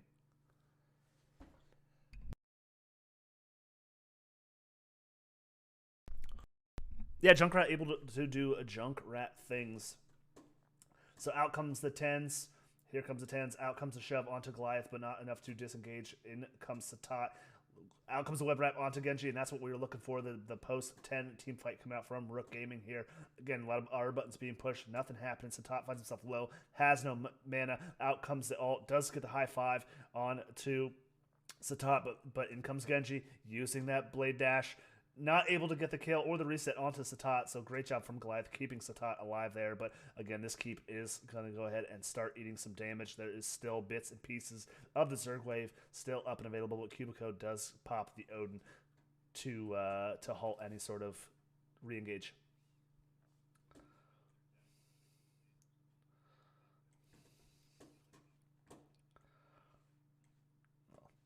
Alrighty, so Pudge did rotate down here as well, trying to get a pick before 13s. So, but again, both front structures going to be a upward hill battle here for the side of Rook Gaming. But as in game 1, they kind of kicked off at level 16 and were able to kind of end the game here. So there is still fight in this team. In comes the engage pre-13. Out comes the Horrify. Is going to split the team up. Ping's coming out onto Pudge. They do lock that down. Cubico is living in the back line. Shu does boop himself back to safety. Satat is going to go ahead and step up here, but he is 1v3. Does get the burrow charge out. That is a double kill. Make that a triple kill. And the chase is on. In comes Genji looking to finish off the rest of the team. Out comes the Unstoppable to get Shu out of there. Great boop to disengage the rest of the team. But I believe that is 13's a triple kill and the boss for the side of Big Push Power.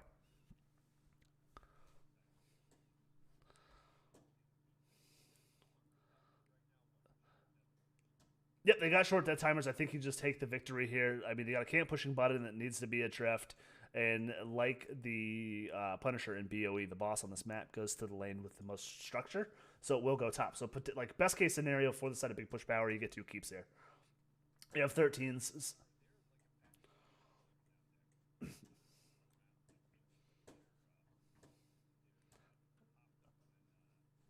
Mountain Dew?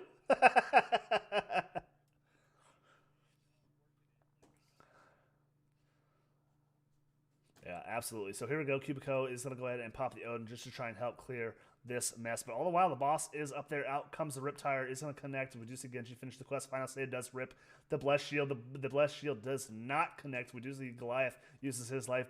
Pooj awfully low. Out comes the Web Wrap to help peel. Satat finds himself low. Does get the stun as well, but down goes a keep. Cubico is getting slowed by this Gul'dan, and the chase is on. Miniken is so aggressive on this Genji. He may dash.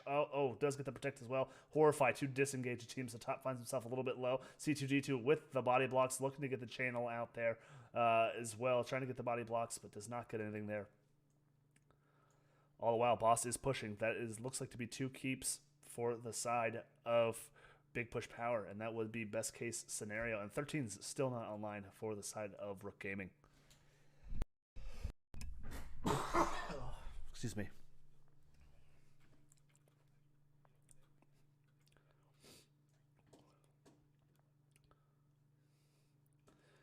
Absolutely. So they will be able to cap this, and I like this rotation here as 5. Don't split. You need to get 13s.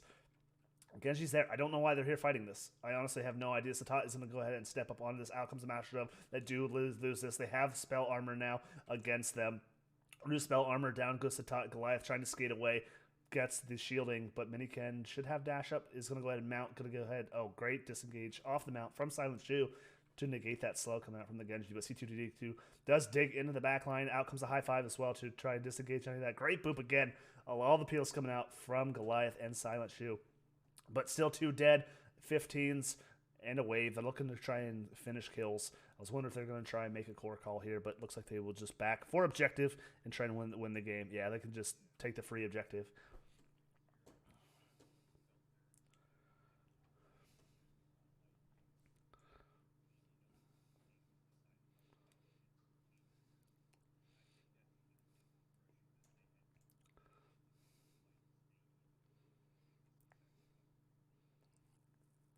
Absolutely, and then now it puts them between a rock and a hard place. 16's now online, down a whole talent tier. You got a Camp pushing top, Catapult's pushing it into the bot lane. I think this is a losing fight for the side of Rook. They do lose Pudgenox, they do lose Goliath. Make that a triple kill, looking for a quad kill here. Silent Shoe, the chase is on. The protect does come out. Silent Shoe is not going to be able to defend this on his own, and I believe that will be GG's getting called here as well. Game 2, the reverse sweep, and the series going over to Big Push Power.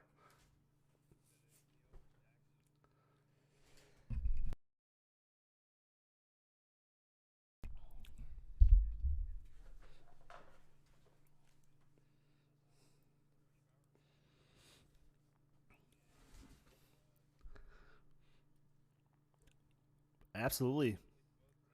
Yeah, absolutely. Just amazing. One for the ages. Really good match between both these teams. I'd like to see a rematch. Hopefully, we can cast the rematch maybe later on if both teams make it to the playoffs. But a good start for Big Push Power. I mean, Rook Gaming was the top of the division as we saw it there in the beginning in the pre-match stuff. But Big Push Power getting themselves out of the basement in much steadier footing as the season progresses. But again, GG's real close, 13-1. The game. I mean, that was I think the most one-sided game I think we saw all evening, and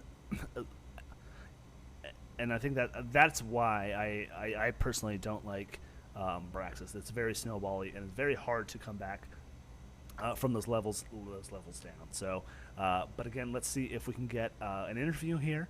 But anything you want to talk about talent-wise or stats-wise before we jump into an interview?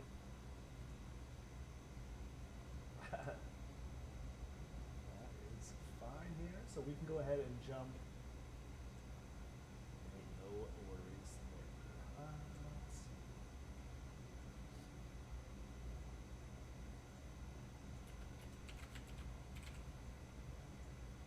there. Yes, he did.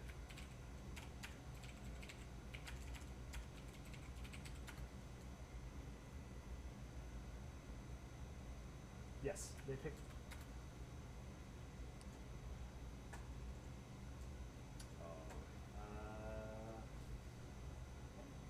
Let's jump into.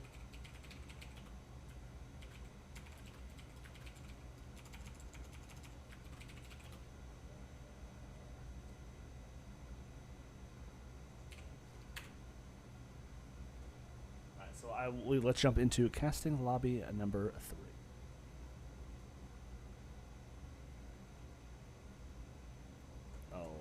So we'll jump back over to me here, and we will lose Geo in the process here. Okay, never mind. Lobby 3. I am bad There we go. Congratulations, Mr. C2D2 on the victory. How you guys feeling?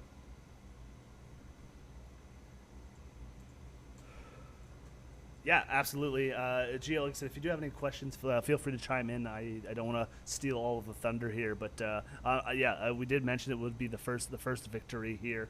And after game number one, you guys kind of controlled game number one, and were able to they were able to kind of sneak it there at the end. I mean, just kind of what was the vibe going, the comms like for the team there after they kind of stole that victory from you?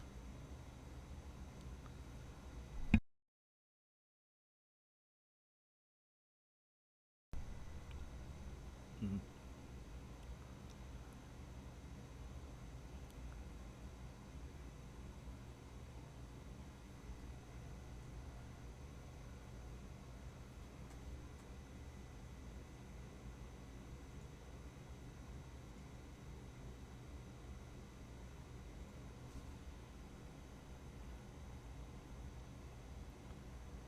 Awesome. Sovereign joining us here as well, captain for Big Push Power. Again, how are you feeling about the team after your guys' first victory? An impressive showing against the team. I guess that at the time was at the top of the division.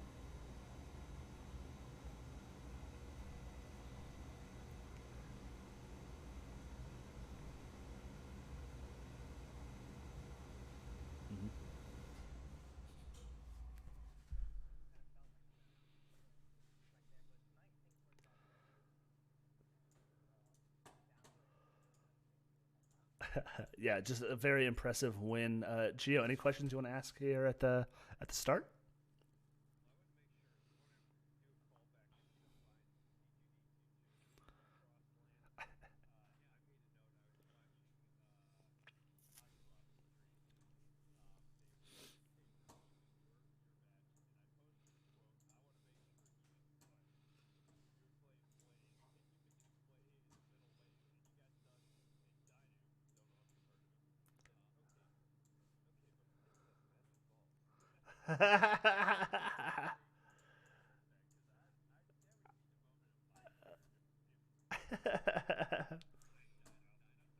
Hmm.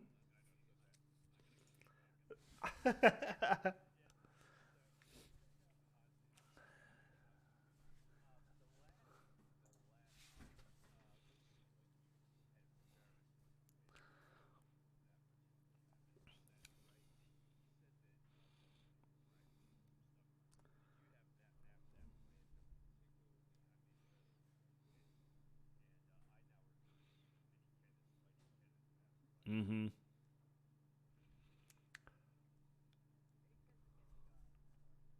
Okay.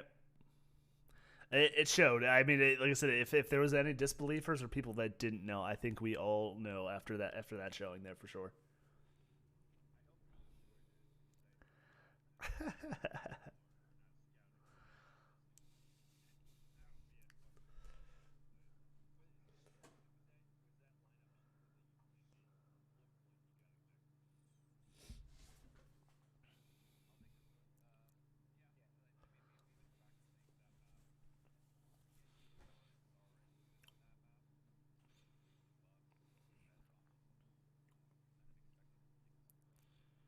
Hmm.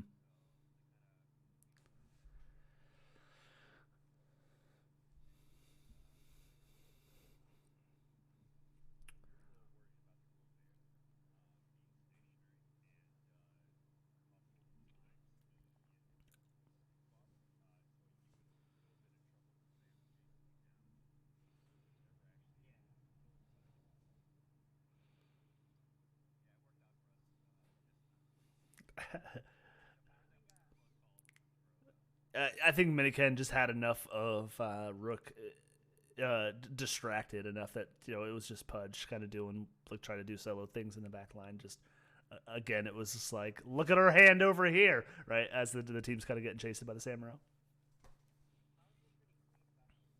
Mm-hmm.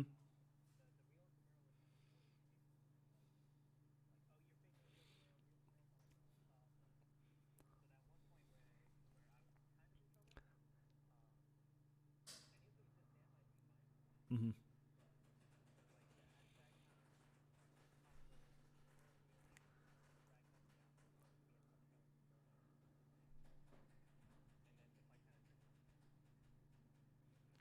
Awesome.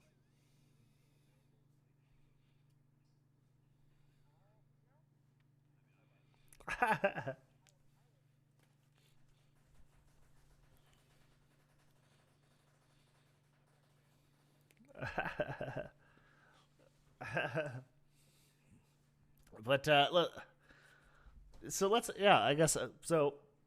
It's not a secret that Pudgenox plays the Samuro. But let's talk about that Vikings as the last pick in game two. Something you were expecting, kind of like a wild card. I think you guys dealt with it. I loved the draft in game two. And I'll just shut up and let you guys go ahead and answer.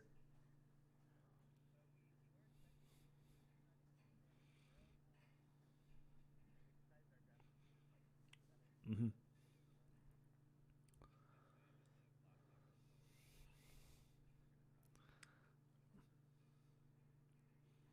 Yeah, it worked well, and I think up until at least 10, I think C2, you kind of outsoaked the Vikings doing your double soak thing for, like, I think it was probably before the first really objective you guys had to fight over there in the early game. But just, again, well done. I don't want to hold you guys up. I'll let you guys go ahead and celebrate here. Gio, any other questions for you, sir, before we get into shout-outs?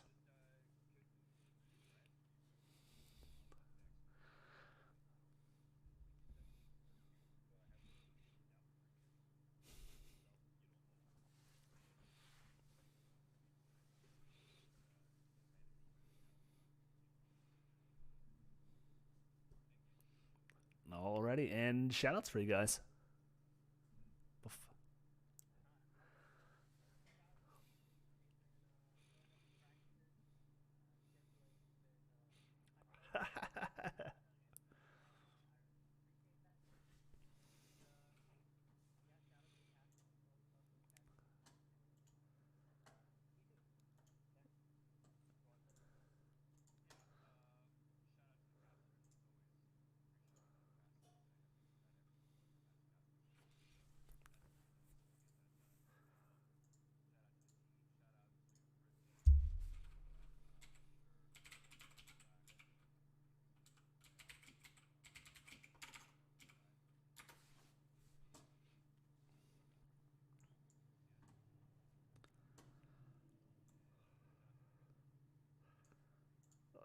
Awesome. Nothing like some support from the significant others. I know, I mentioned our significant others forced us into the basement and to be quiet. So it's nice to get the HOTS love there. And again, I won't hold you guys up, but congratulations on your first victory. And I'll let you guys celebrate and hope to cast you guys again. Yep. See ya. Yep, you too. All right, Gio, I'll give you a call back so you can tell people where they can find your lovely behind. Alright, let's get Gio back in here. Start that video call.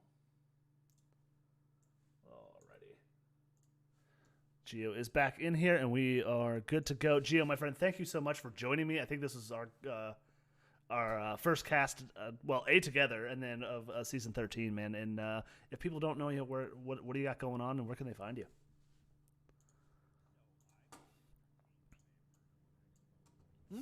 Okay, they sound pretty good.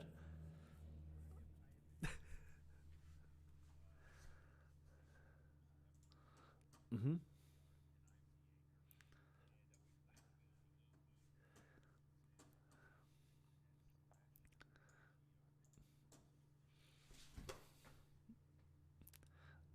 Yes, yeah, not the GQ, but I do have it. I think you're on Twitter as well at OGGO. So as you see under his name there in the social plates, I believe so. It would let me tag you. Well, it let me tag you. Yeah.